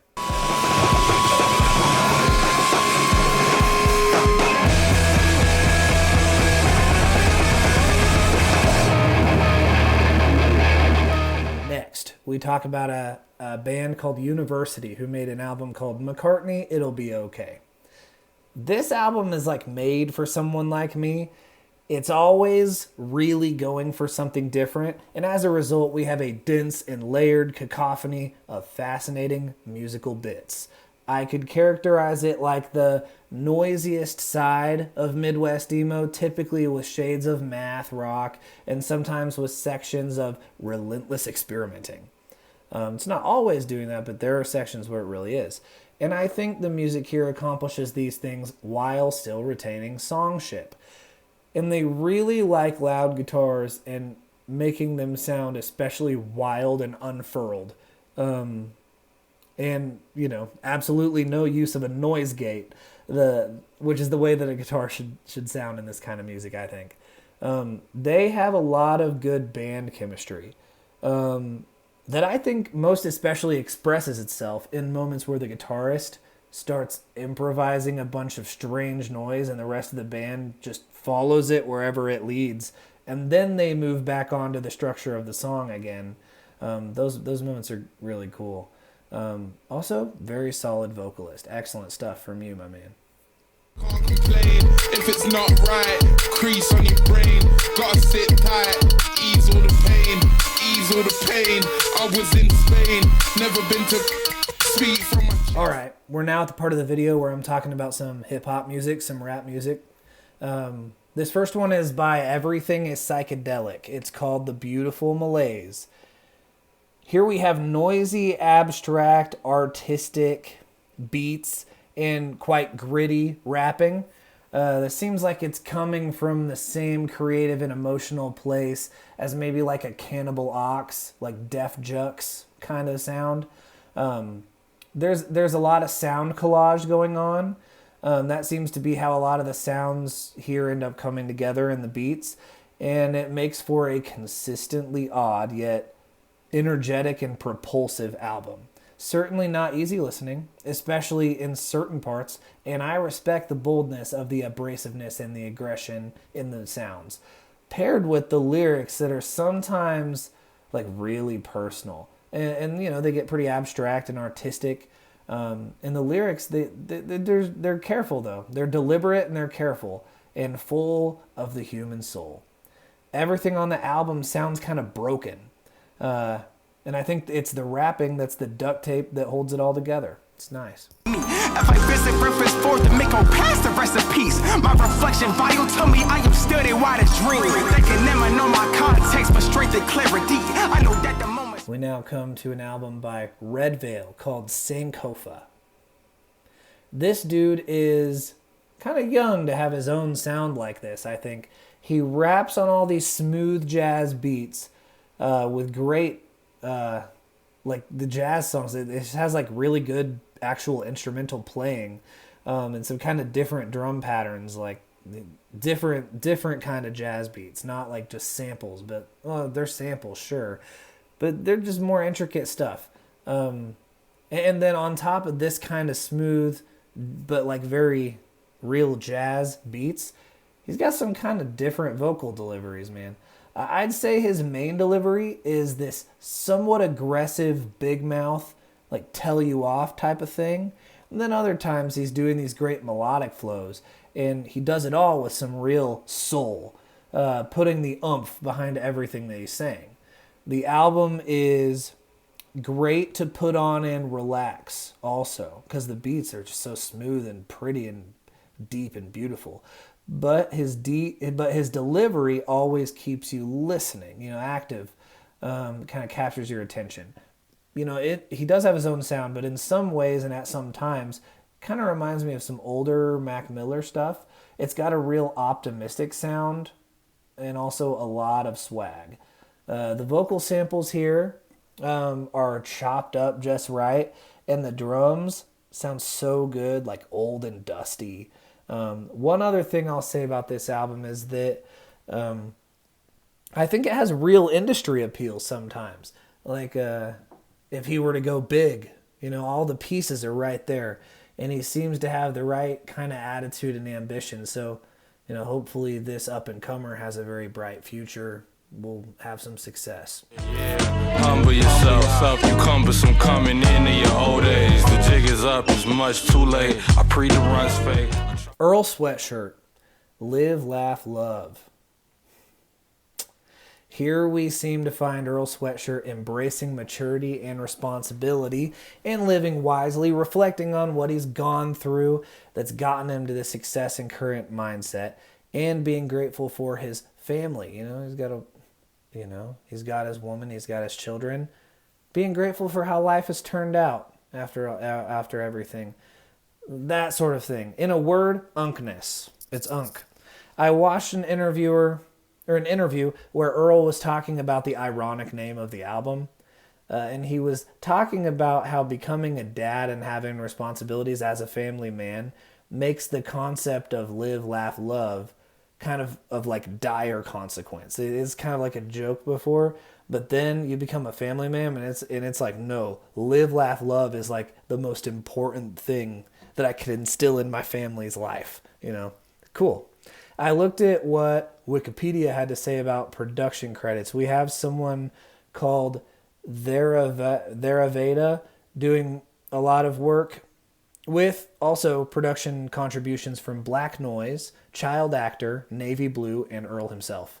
The beats feature instrumental samples from all kinds of musical flavors, assembled in ways that have some bounce and some funkiness. And they also include that kind of signature rhythmic falling down of the stairs stuff, and kind of like low fidelity, which Earl's it's kind of become a staple sound in the last handful of his albums. Now, nobody flows in the same way as Earl when he's rapping. He's a natural at sidewinding around every part of beats. That in the beats they sound like busted and dusty, but he's sidewinding and he's getting in every crevice of these beats, and he is with his lyrics, and his lyrics are so layered and well written. There's like, they're profound, so as to require multiple listens and still miss the point of what he's saying.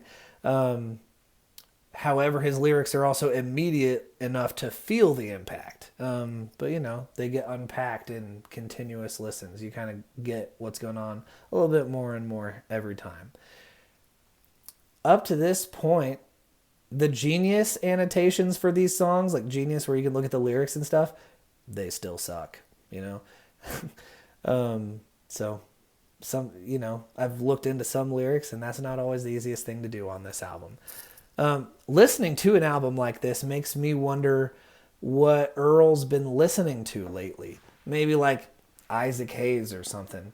Also, this might be my new favorite Earl album, so I'm very, very excited about it. I am a nightmare walking, psychopath talking, the last fucking nail in the coffin, the flame on the cross. Black ball head Jesus, I hang on the cross. In the street crucified. Now, Freddie Gibbs and Alchemist with Alfredo 2. Successor to Alfredo. So Alfredo 2. This is a great feel-good hip-hop album, I find. Feel-good hip-hop album with some substantial gangster rap full of colorful imagery and humanity. Gibbs shows absolutely no signs of slowing down.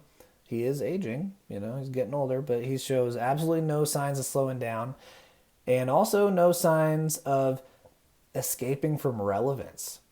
He stays consistent and is always talking about things that are current. He doesn't live in the past.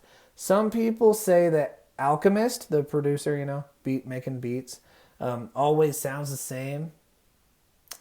There are people who exclusively listen, or, the people who say that, they're probably people who exclusively listen to beats for the vibe or something. In other words, people who aren't listening, because I think that Alchemist is so interesting to listen to, the music that he makes. He pairs sounds from all kinds of different music together. And he works with these specific artists to accomplish an excellent and cohesive sound with whoever he's working with. And man, they varied productions from The Alchemist. He's clever and he's crafty. And this can be heard in several places here, like on the beat for the song Feeling. The third bar of the loop has this very odd, out-of-tune bass note that sounds so cool and tense. It's just a very small detail that I really like. I love the synth flip on Gas Station Sushi, how it's softened and not a blaring square wave. It is mixed in such a way that it becomes atmospheric while still taking a front seat. That's nice, man. Then there's Gold Feet, which has a super good JID feature.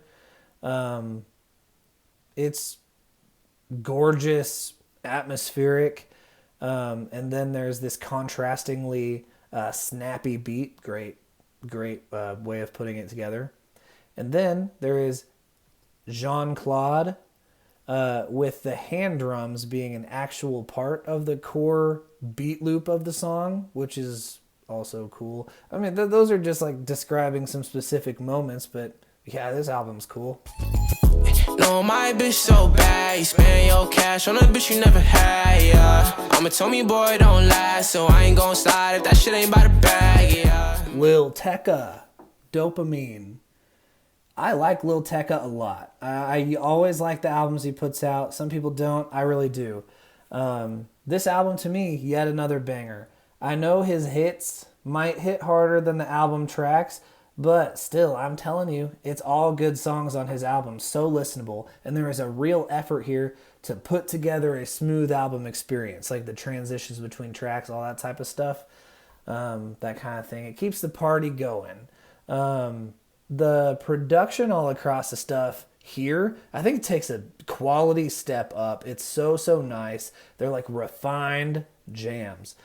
Sometimes in this album, he's going for something kind of funky and pop, kind of like Toro y Moi stuff.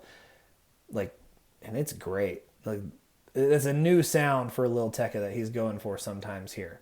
Now, lyrically, it's nothing overly deep, you know. You're not getting confused about what he's saying.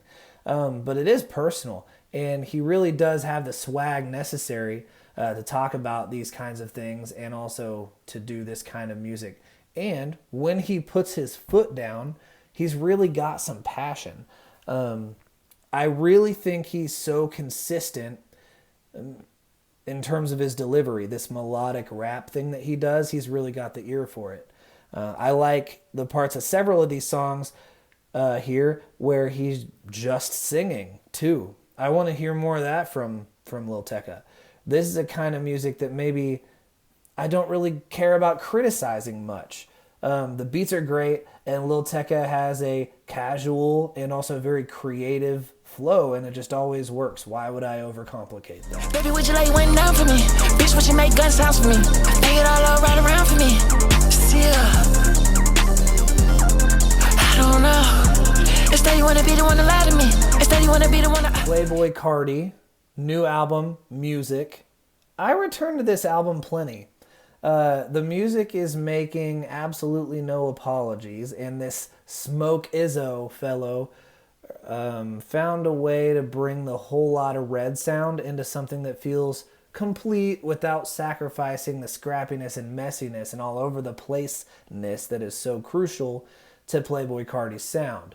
Carti here raps and uses all sorts of different voices in experiments in very effective ways that always make an impression, somehow being harrowingly evil and a complete goofball at the same time. Much fun. Many great guest features, including Kendrick Lamar. There's just many. And then Kendrick Lamar pops up in a couple tracks, and he does like fun ad-libs and also cameos. But then he also contributes the best verse on the album on the song Good Credit. This album contains a little bit of filler, but even that little stuff sounds really good. Playboi Carti songs aren't always really songs. They're just kind of like a song, but there are also some songs here too. So you're getting a mixed bag, completeness wise maybe, but it's a quality bag of, fresh, kind of like that Rage sound. It's great.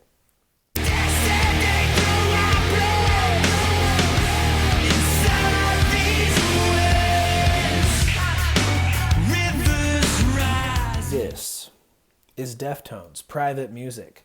Deftones is at their most full of life. This album's like their victory lap after having gone through all that they've gone through together. They're so energetic and passionate, full of vigor to perform life into these songs that they have composed. Creatively, they seem to be full speed ahead and maybe more coherent as a band than they've ever been, which is really exciting. The lyrics are current and topical, though the messages are shrouded in that Deftones imagery and colorful language and clever abstractions. That's classic Deftones. There are moments here where they embrace some more classic nu metal, but in a way that's not that dated sound. Let's see. They're true to themselves and what they like while being fresh and pushing into the future. That's worthy of a compliment for sure for a band who's been making music for a long time. In the grooves, Deftones always cares about the groove. It's all about the groove. This album is produced masterfully, and the cover of the album is ridiculously cool. I got the purple CD with the snake on it, but mine's purple. And the name of the album is so cool and almost kind of like deviant sounding, The whole thing is such a great artistic statement overall. Also, Deftones live saw them. They were great.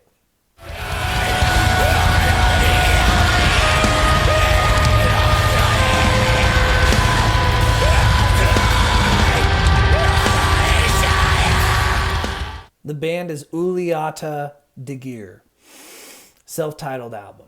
This new Polish band came through with these spiraling, sprawling, dissonant metal journeys of tunes that really hold my attention when I listen to them with the slow, steady developments of the longer cuts here. There is truly excellent airy trumpet playing here too that is laced in a cool way, just nice. And it makes me think of some of the best qualities of the more open and airy, kind of more ambient jazz albums. That's just going on here along with this really interesting metal. The vocals are sinister, and the clean vocals of the female vocals here are very expressive, really cool.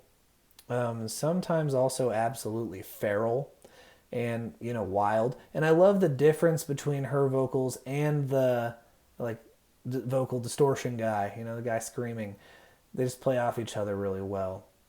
Well done. There is a lot of instrumental interplay here, where it is clear how intently the bass player and drummer are listening to the others and serving the sound with so much life and energy and creativity. I love this approach they have to experimenting in metal with the proper metal band setup and the trumpet and the male and female vocalist interplay going on.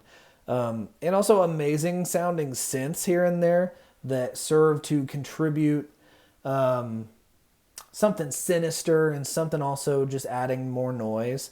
And then sometimes they contribute a gorgeous openness and lightness, at times.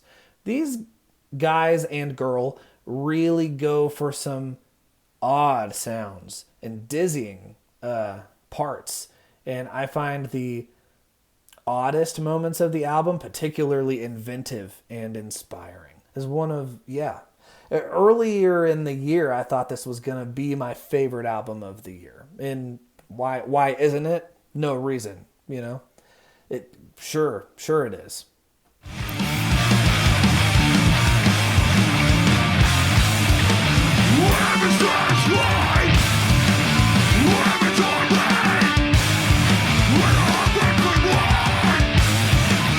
Here we have Botch with a live album, 06/15/2024.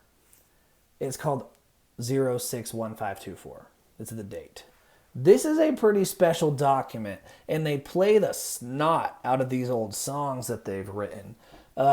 They really know these songs, obviously. Been playing them for a long time. And it's fun to hear them fiddle around with the lyrics here and there and like fart around with the instrumentals just during the songs and then immediately returning to the like incredibly oppressive metal and mathematical precision that they're making that just absolutely decapitate their quite captive audience. The instrumentals sound really great in this live recording, and the impressive clarity allows the listener to hear what everyone's playing even in their very mathy cacophony that they're known for. And then there's the version of Afghanistan, the song, from this one EP that they did. It is crucial. It is so emotional. And the bass is doing these big distorted chugs that give it this new life that the original didn't necessarily have. And then as it kind of loops its piano line towards the end, there's, it's live. There's this big, adorable, basically group hug moment that happens live, where the singer's just really grateful and loves being there and everything. And there's this big group hug and it's this big thing. And that kind of feeling of like just gratefulness, and that's the feeling of the album. It's this incredibly intense, mathy metal, but it's just a big group hug, Like I said earlier, they decapitated their audience. So it's just a big headless group hug. The end.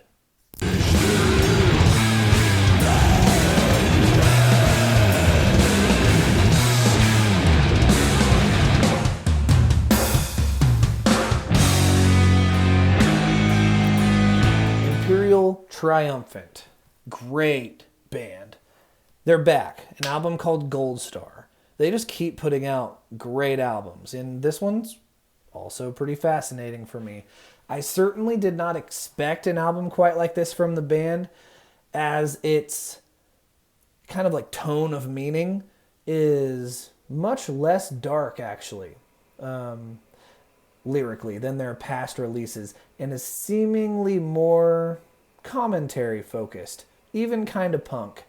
And while they make this change, they make musical changes as well, particularly adopting a more clean and carefully orchestrated sound. That's not to say that the past records were not carefully orchestrated. It's just that this one tightens things up a bit performance-wise and production-wise, to where they've almost achieved the sound of a band that could have a super broad appeal and a really large degree of success.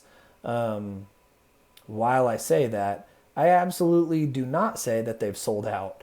Maybe they're just a more well-oiled machine, churning out disgustingly devastating and pummeling dissonant metal tracks that authentically do have something to say. Also, the bass tracks are produced in such a way that they seem to take center stage often, which is a welcome direction because the bass playing in this band has always been pretty peak. Now it's just kind of extra highlighted, and therefore more essential to the band's overall sound at the moment. As always with them, I love how they take the best parts of black metal and death metal and they elevate them into something more than catharsis and riffage. They give it kind of this intellectual interest. And they do that while also turning up the dissonance, making other music sound puny and small. And on this album, they've done that while also adding a dose of listenability and approachability. It's more welcoming, but it doesn't lose any of that pummeling quality. It's interesting. You know, coming with a dose of listenability maybe has its trade-offs in a genre like this. But I really like listening to it, so I'm definitely excited. You know, this band just keeps morphing and trying new things, and I'm always challenged whenever they put out a new album, so I'm always down to check out their latest. And this one does not disappoint.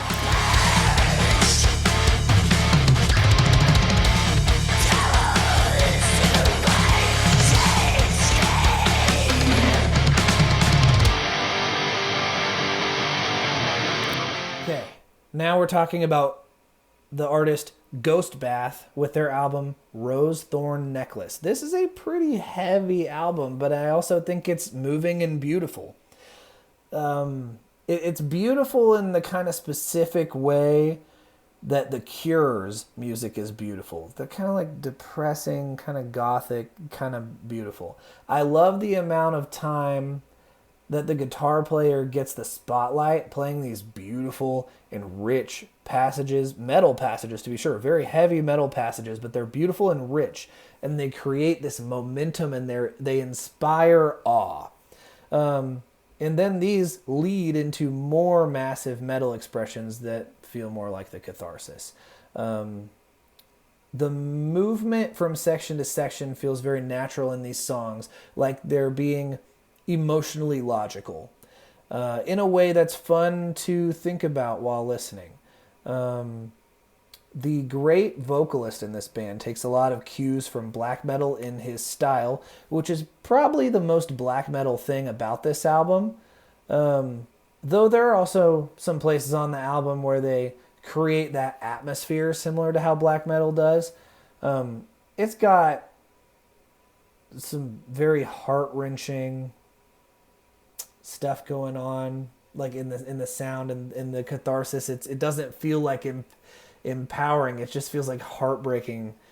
But I don't know. It's just like reflective, heart-wrenching, great music, man. It's cool.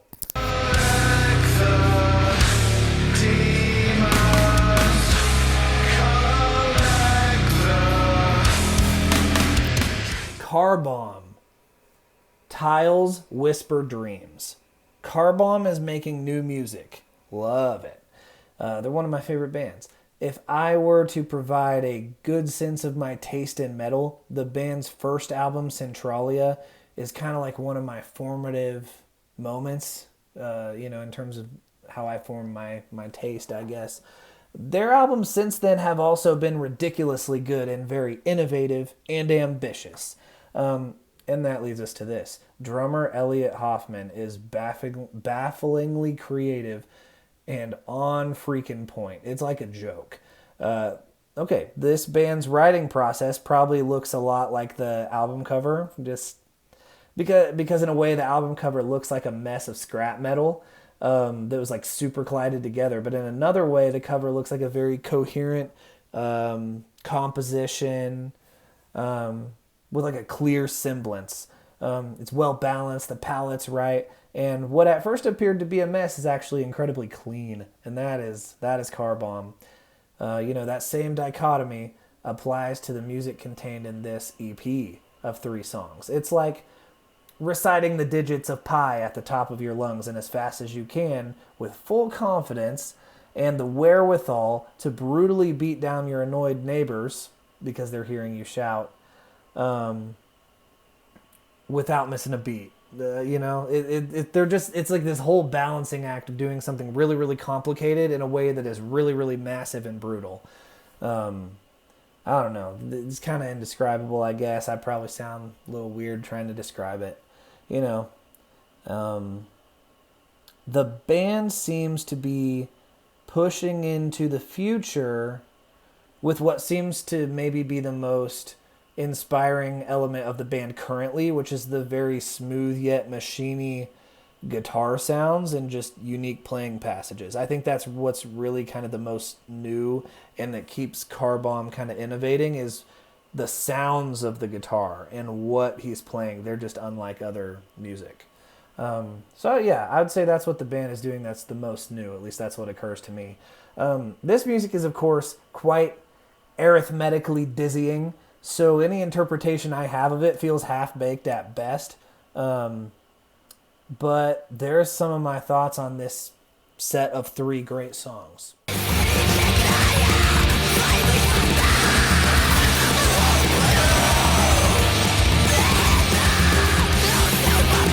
Here's a weird one. Antropoceno with an EP called Terra do Fogo. This is a ridiculous EP where the noisy metal is on a very powerful level, while the music also always sounds like Brazilian samba. And I really mean that. It's just both things going on at the exact same time. I have not heard something quite like this before. It's so psycho, while also backdropped by beauty and harmony and lushness. And the two actually kind of juxtapose wonderfully pretty much all the time on this album. And all of this music is being made by one single person, apparently. Epic. According to the Bandcamp website, this musical project is kind of punk, with lyrics being politically focused on preserving the natural world and also amplifying indigenous voices. And I think the vocal performances here remind me of those found in the music of Liturgy. And I don't know, it's like they have like a similar, like the music of Liturgy, their vocal performances and the vocal performances here, they have kind of like an even amount of conviction about the things that they are espousing. I guess it's something that it reminded me of. Now, the instrumentals in both styles of music sound both authentic and also very well performed. So this single person making this music is capable beyond what one person should be capable of, and that is not fair. Besides this EP, there is also a full-length album that came out this year under the moniker of Antropoceno, and it's good in its own way, but it's quite different than this EP, actually. Though it is worth at least a passing mention, kind of like an honorable mention, such as the one that I'm doing now.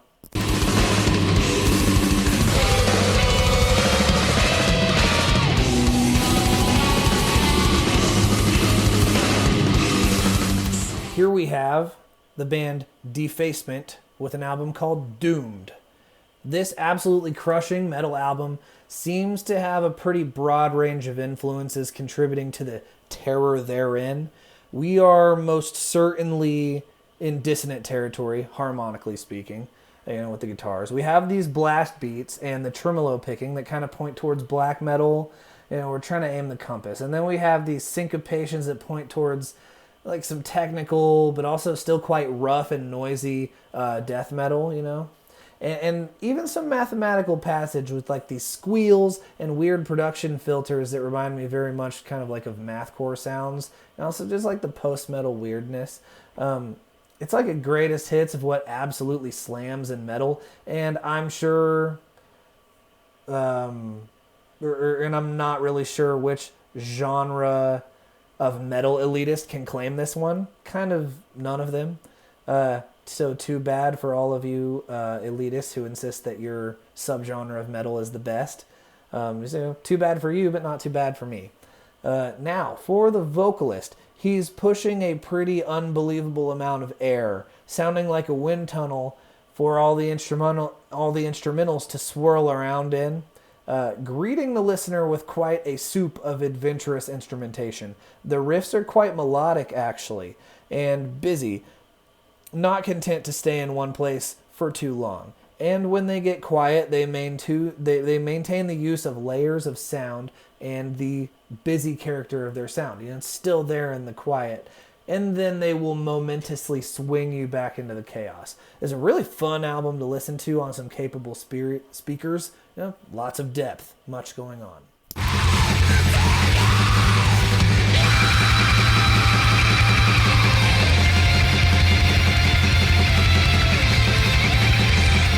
Next, the band Pale with the album Our Hearts in Your Heaven.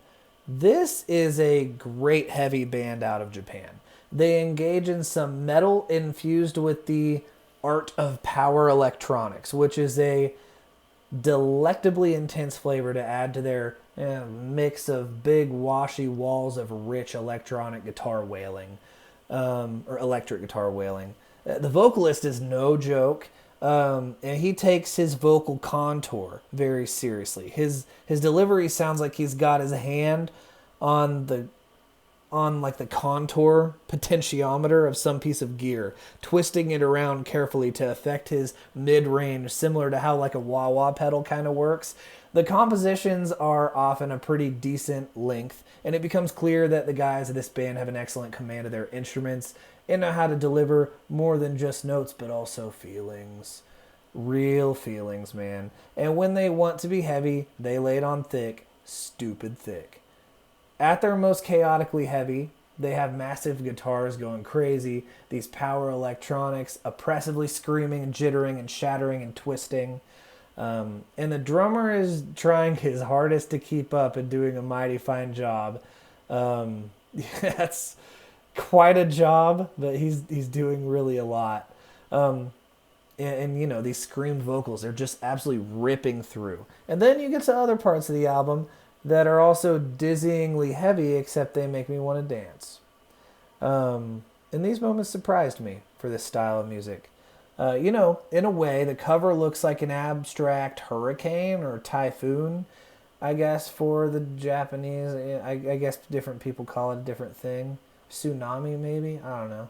And their music functions similarly to the different phases of a hurricane. The big heavy storm of the moments, or the big heavy storm, and then it's just kind of like that bright and beautiful, and then it only to destroy and desolate once again. You know, great stuff. Keep my eyes focused on you until I'm free of this earthly coffin of flesh.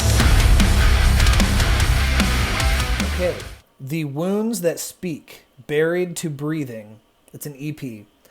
This very high quality metalcore EP is coming from a single gentleman, I believe, and he is making super excellent music that does take me back to certain bands that I love, like For Today, and especially the older music of Fit for a King. They've changed in their sound quite a ways, but I feel more attached to the Fit for a King older sound. You know, there was back when there was quite a scene of Christian metalcore bands. It's even a little before my time. But those bands, that's what's going on here. The lyrics here are very often incorporating straight up Bible verses, and the message of the gospel is crystal clear across this thing, which is good. While I do really love the music here, I probably would prefer a real drummer rather than the programming, though the programming seems really good. You know, there's no shortage of quality as far as these drum parts are concerned. I just like real drums, you know. Guitars and bass are sounding super crushing and huge, and they're really excellent vocal performances, very talented vocalist. You know, this single guy who's making all this stuff. And there are also the slower, cleaner moments where there's atmosphere, and it sounds expansive and warm. I love listening to this EP. It's great.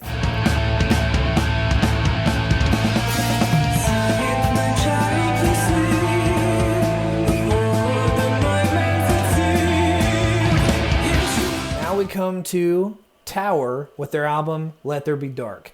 I learned about this band this year. They're really cool. Great heavy metal riffs and remarkably cool vocal delivery from the singer, whose name is Sarah Beth Linden. She is an absolute force, and she really is kind of carrying this stuff. Not that the music is bad or something, but like she is really doing the heavy lifting, man. She is awesome.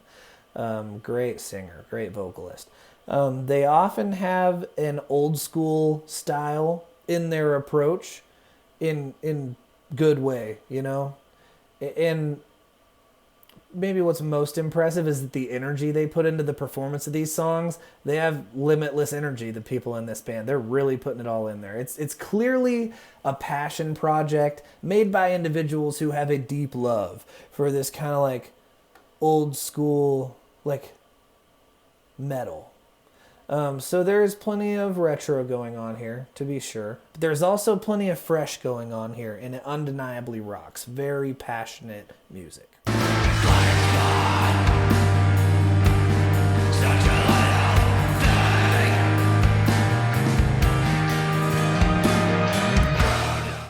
Cave Sermon with their album Fragile Wings. This is the second album that I have heard from the band. The first one I heard from the band came out at the beginning of 2024. This new one has all that like ambition of that album, but this new one's really different though. We'll start with something that's similar to that 2024 album, which is the vocalist, who is very uniquely skilled. His style of screaming, I think, is kind of like more melodic. He's almost singing notes while he's screaming, and I think that it adds this kind of beauty and melody and triumphance while he's sludging his way through these very good compositions. I would describe parts of this album as musically more straightforward than the past albums, relative chaos, and that does not mean that the music is less impressive, though I will say that this album feels less dark than the former. Certainly on a technical level, these songs sound like beasts to play. Also, they use symphonic instrumentation to great effect as they're paired with what the guitars are doing very well. The bass has several moments of being the main character on this album. Like, he's not just backing the riffs. They're just really letting the bass player do what he wants to do. And this is a great bass player. I think that the band here has maybe settled on a sound as they've reined in their rabid experimentation and turned it into something that feels bold and glorious and more singularly expressive, kind of like they found a sense of identity. This is a great album.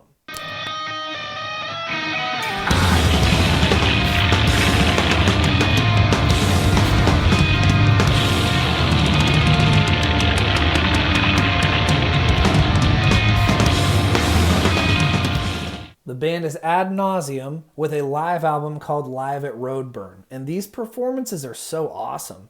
The guitars are all really fun, and also there's a lot of experimental things going on with them, and of course they're unrelentingly heavy, and they're flawlessly executing riffs, all while not being terribly distorted. They're super heavy and super loud, but not super distorted. Kind of a distinguishing feature about this band when I listen to them. And you know, they find all this wiggle room in between everything to do little things. The guitar player as well as the drummer, they find wiggle room in like every little crevice of the music to do little things in these live performances. They're cool. Also, the band's expression of this music together is really huge.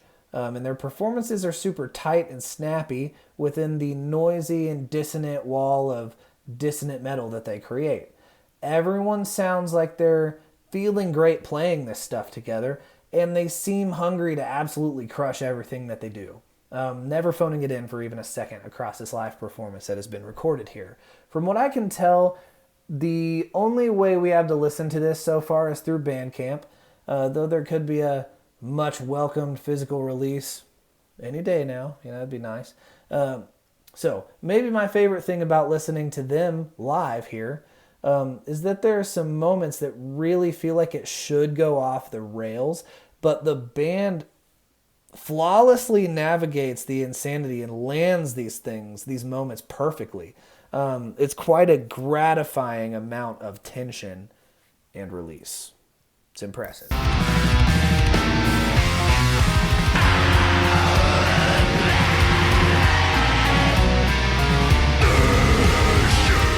Okay, here's an album by Noise Trail Immersion called something. Tutta la morte in un solo punto. Don't know what that means at all. Okay, but dude, this is exactly what electric guitar and metal is all about. Sounds so awesome. The parts between the two players are technically very complex and unique in how they are woven together. And the heaviness and the richness of the sound that they blend together could bring a tear to your eye. It's a beautiful thing. So, having done the electric guitar so well, what else does this album have in store for the listener? Well, I find that the compositions have a lot of drama, and that they are played by a set of musicians that push themselves to execute the tight complexities in the perfect expressive ways. Just very exactly. It's like they play something, it's like, wow, that felt really good. The way they express it. There is a lot of band chemistry going on for the diligent listener to pick up on. How one band member reacts to another one and that musical conversation going on. They're really depending on each other and also leaving space for each other's presence in the compositions. For how full of sound this technical and heavy music is, it's not muddy. It's clear. And you actually hear a lot of space, which is more kudos to the cleanliness of the playing by the musicians involved. They're just ridiculously technically good, seems. The vocalist serves the music very well, and you can tell that he is reacting to what he's hearing the band play in the passion of his performance. He seems like he's a pretty big fan of the music going on. Well, yeah, it's great.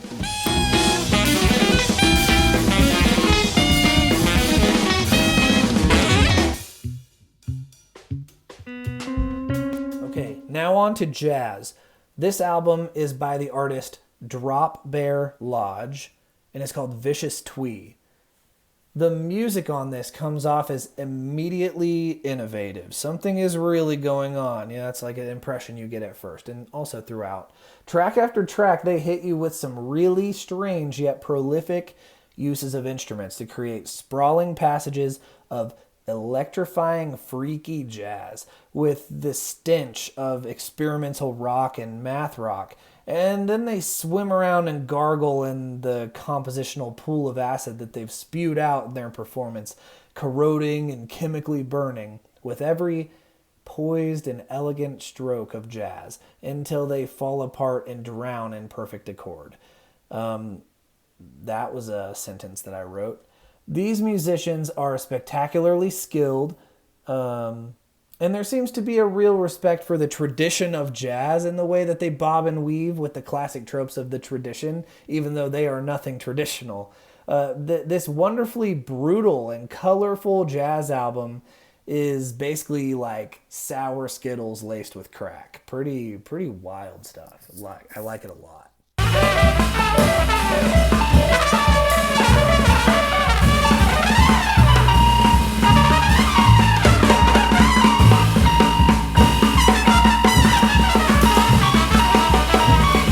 Here we have Hedvig Molistad and Cortex, a collaboration of a band and also this lady who plays guitar and writes music, who I've enjoyed and been a fan of previously. Her work's very, very cool.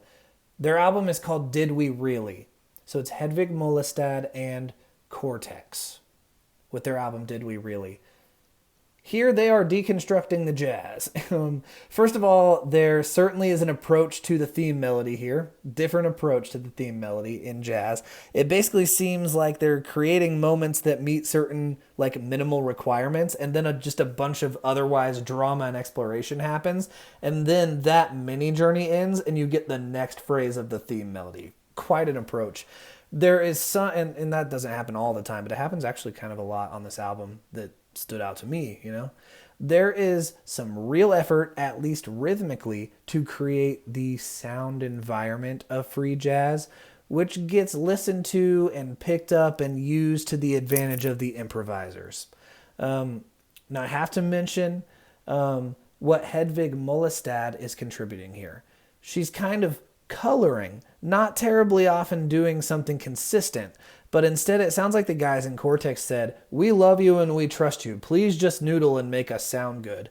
And it really does work because she's a mad scientist. She's always contributing the most tasteful details and flourishes of sound and always experimenting with really strange tones and sometimes adding to the lushness and the fullness of the band's ghostly washiness, and sometimes slicing through it like a hot knife through some butter, you know? I found the drummer here to be quite emotionally involved and expressive in this music. In several instances doing kind of I'm just going to name drop somebody, the Brian Blade thing, where you're listening as hard as you can and you know the people in the band so well that you just keep pushing all their buttons and laughing about it. Yeah, Brian Blade rules. Watch some Brian Blade live. You'll get it. And then there's the song Snap, which once it gets just past our theme melody in the song Snap, it's just a whole lot of something else. I wish I could listen to that one again for the first time.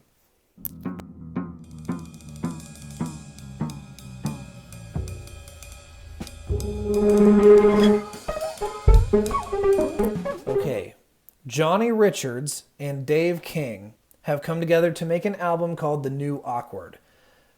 This jazz is so left field it might be a bit foul, like some sumptuous stinky cheese. It seems like Mr. Richards here, who I am previously unfamiliar with, came up with and fleshed out several bizarrely clever and kooky ways to compose for piano, and then decided he needed a drummer. So he called one of the most explorative and ravenously creative drummers of today, Dave King, it's my own opinion, to be the glue holding it all together. This thing, it makes a careful effort to break every rule, and then quite successfully gaslights you into believing that there were no rules broken. The hall monitor was just seeing things. Speaking of, when I listen to this, I tend to hear things that maybe aren't quite there, which leads to some fun pseudo-schizo experiences during the listening of this album. That's a different album listening experience, to be sure. The two gentlemen here have found a ton of juice to squeeze out of this lemon of being a piano and drum duo. And what fascinates me maybe the most about this record is that they've managed to make this eccentric, bizarre quirk of it all feel intimate.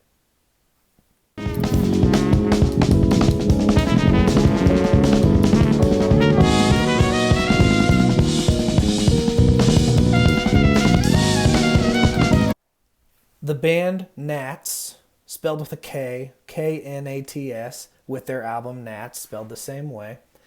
So self-titled. Sometimes this seemingly bass-led jazz group is doing really fun and groovy and complex music, like something you'd hear in a really hip bar in a cool jazz city or something. And other times they're really reaching for something interesting and out there, something really artistic and refined. They strike a chord with me because the drummer and bassist are so locked in through the whole album, steering the ship, and the other musicians on the album are so tastefully ripping through these compositions like they've played them a million times, but they still sound like it has that excitement of still hearing them for the first time. So yeah, that's what I have to say about this. This is an awesome album.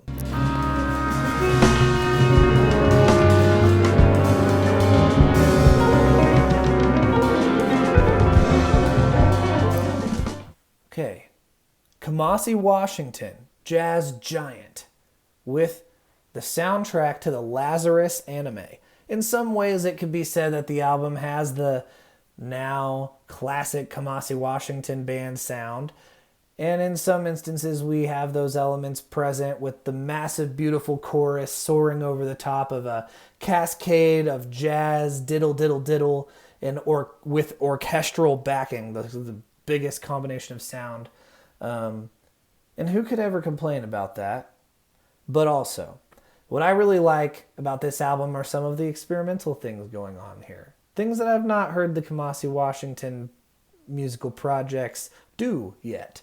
Like all the echo and rampantness on Follower's Dream.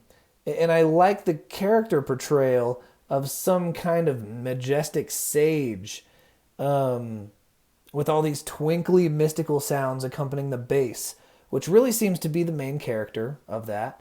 And then the song Cold Slaw, which sees the band playing in a New Orleans-y Stanton Moore idiom, which is kind of different for the Kamasi stuff. On and on, some different things, We are hearing some very unique things from Kamasi and band here, and I think the context of doing a soundtrack allowed for some of those different ideas to play themselves out. I love it. It's cool.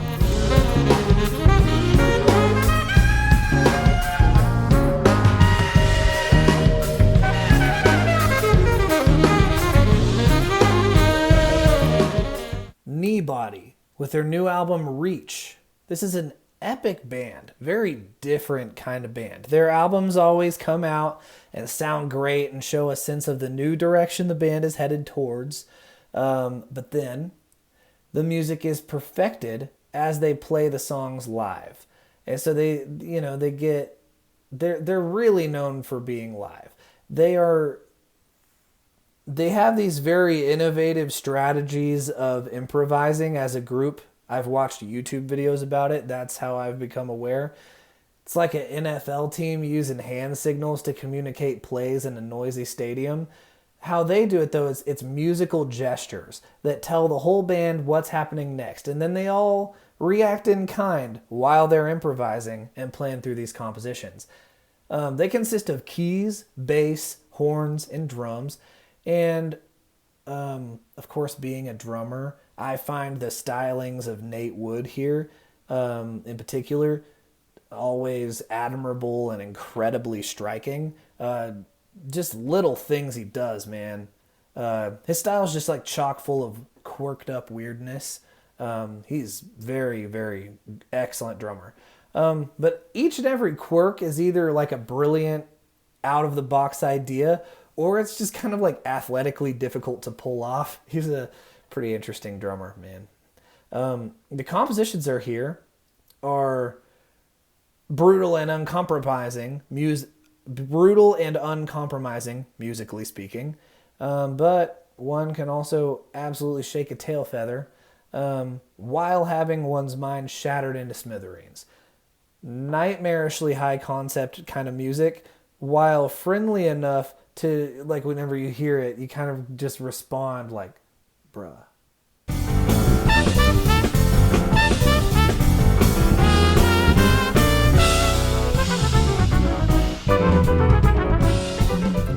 Hiromi's Sonic Wonder. Out There is the name of the album. Now we're talking about some jazz fusion, where the music is composed by Hiromi, our wonderfully zany and colorful piano-playing protagonist. Hiromi's been incredible for many years. And she's exactly the right kind of mad genius to bring music like this to life. Because she is like really expressing herself within such intense music. It's awesome. We are certainly in like full academic music world with stuff like this, with a cast of like mega goobers shredding their tails off with every lick through all these songs. That kind of thing can get pretty stuffy, except here, all this music comes with real spectacle. It's like a beautifully performed circus full of that which both impresses and also delights audiences, and they perform with such a lightness that allows for a bunch of off-the-page expression, improvisation, and dinkery. They're cool. It's mystifying how they're able to hold this thing together, and then they're able to improvise it over it, of course. This is jazz. So on this album, Hiromi continues to amaze in her playing and also in her composition, and she also continues to make me laugh. This is great stuff. This is a real thing. Yours will not reach me. Not this morning, not this evening.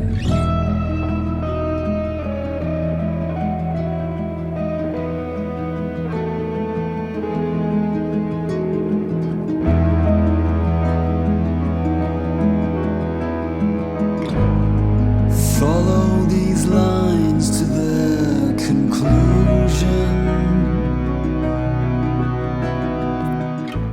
now come to my favorite album of the year. I liked all these albums. This is my favorite.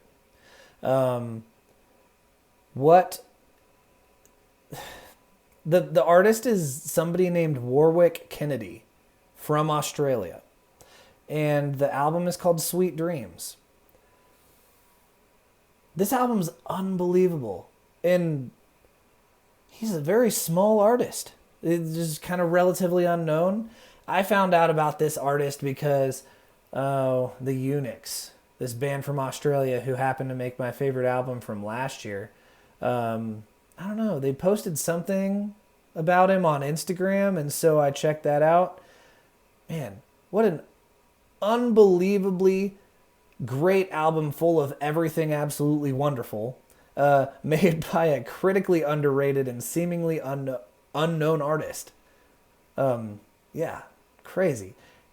So Warwick Kennedy, songwriter, guitar player, singer. He's quite a unique and strong vocalist with a low and rich voice. And he has pinned so much imagery and intensity and texture and expression into his lyrics. And his performances make the songs seem so grounded and human.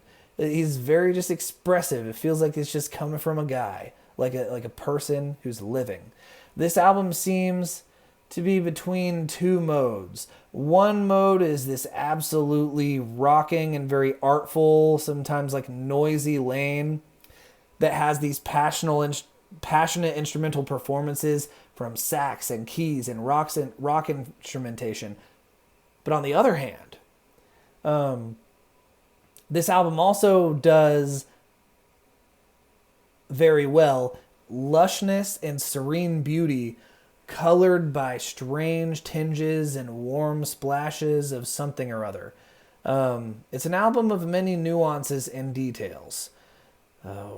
There are sections dedicated to having fun and jamming within these like angular structures, and other sections of pastoral color wash and vocal crooning. The songs all have wonderful senses of groove. Not at all that they are fun and funky, just that they have a lot of propulsion carrying you along the waves as they grow and ascend and crash into the shores. I have to admire the attention to electric guitar tone across these songs. There are many varied sound palettes being used and also that are being meshed together very beautifully. Much attention was paid to tones. It's awesome. I really just think listening to this album is kind of like healthy and good for you, like enriching or something like that.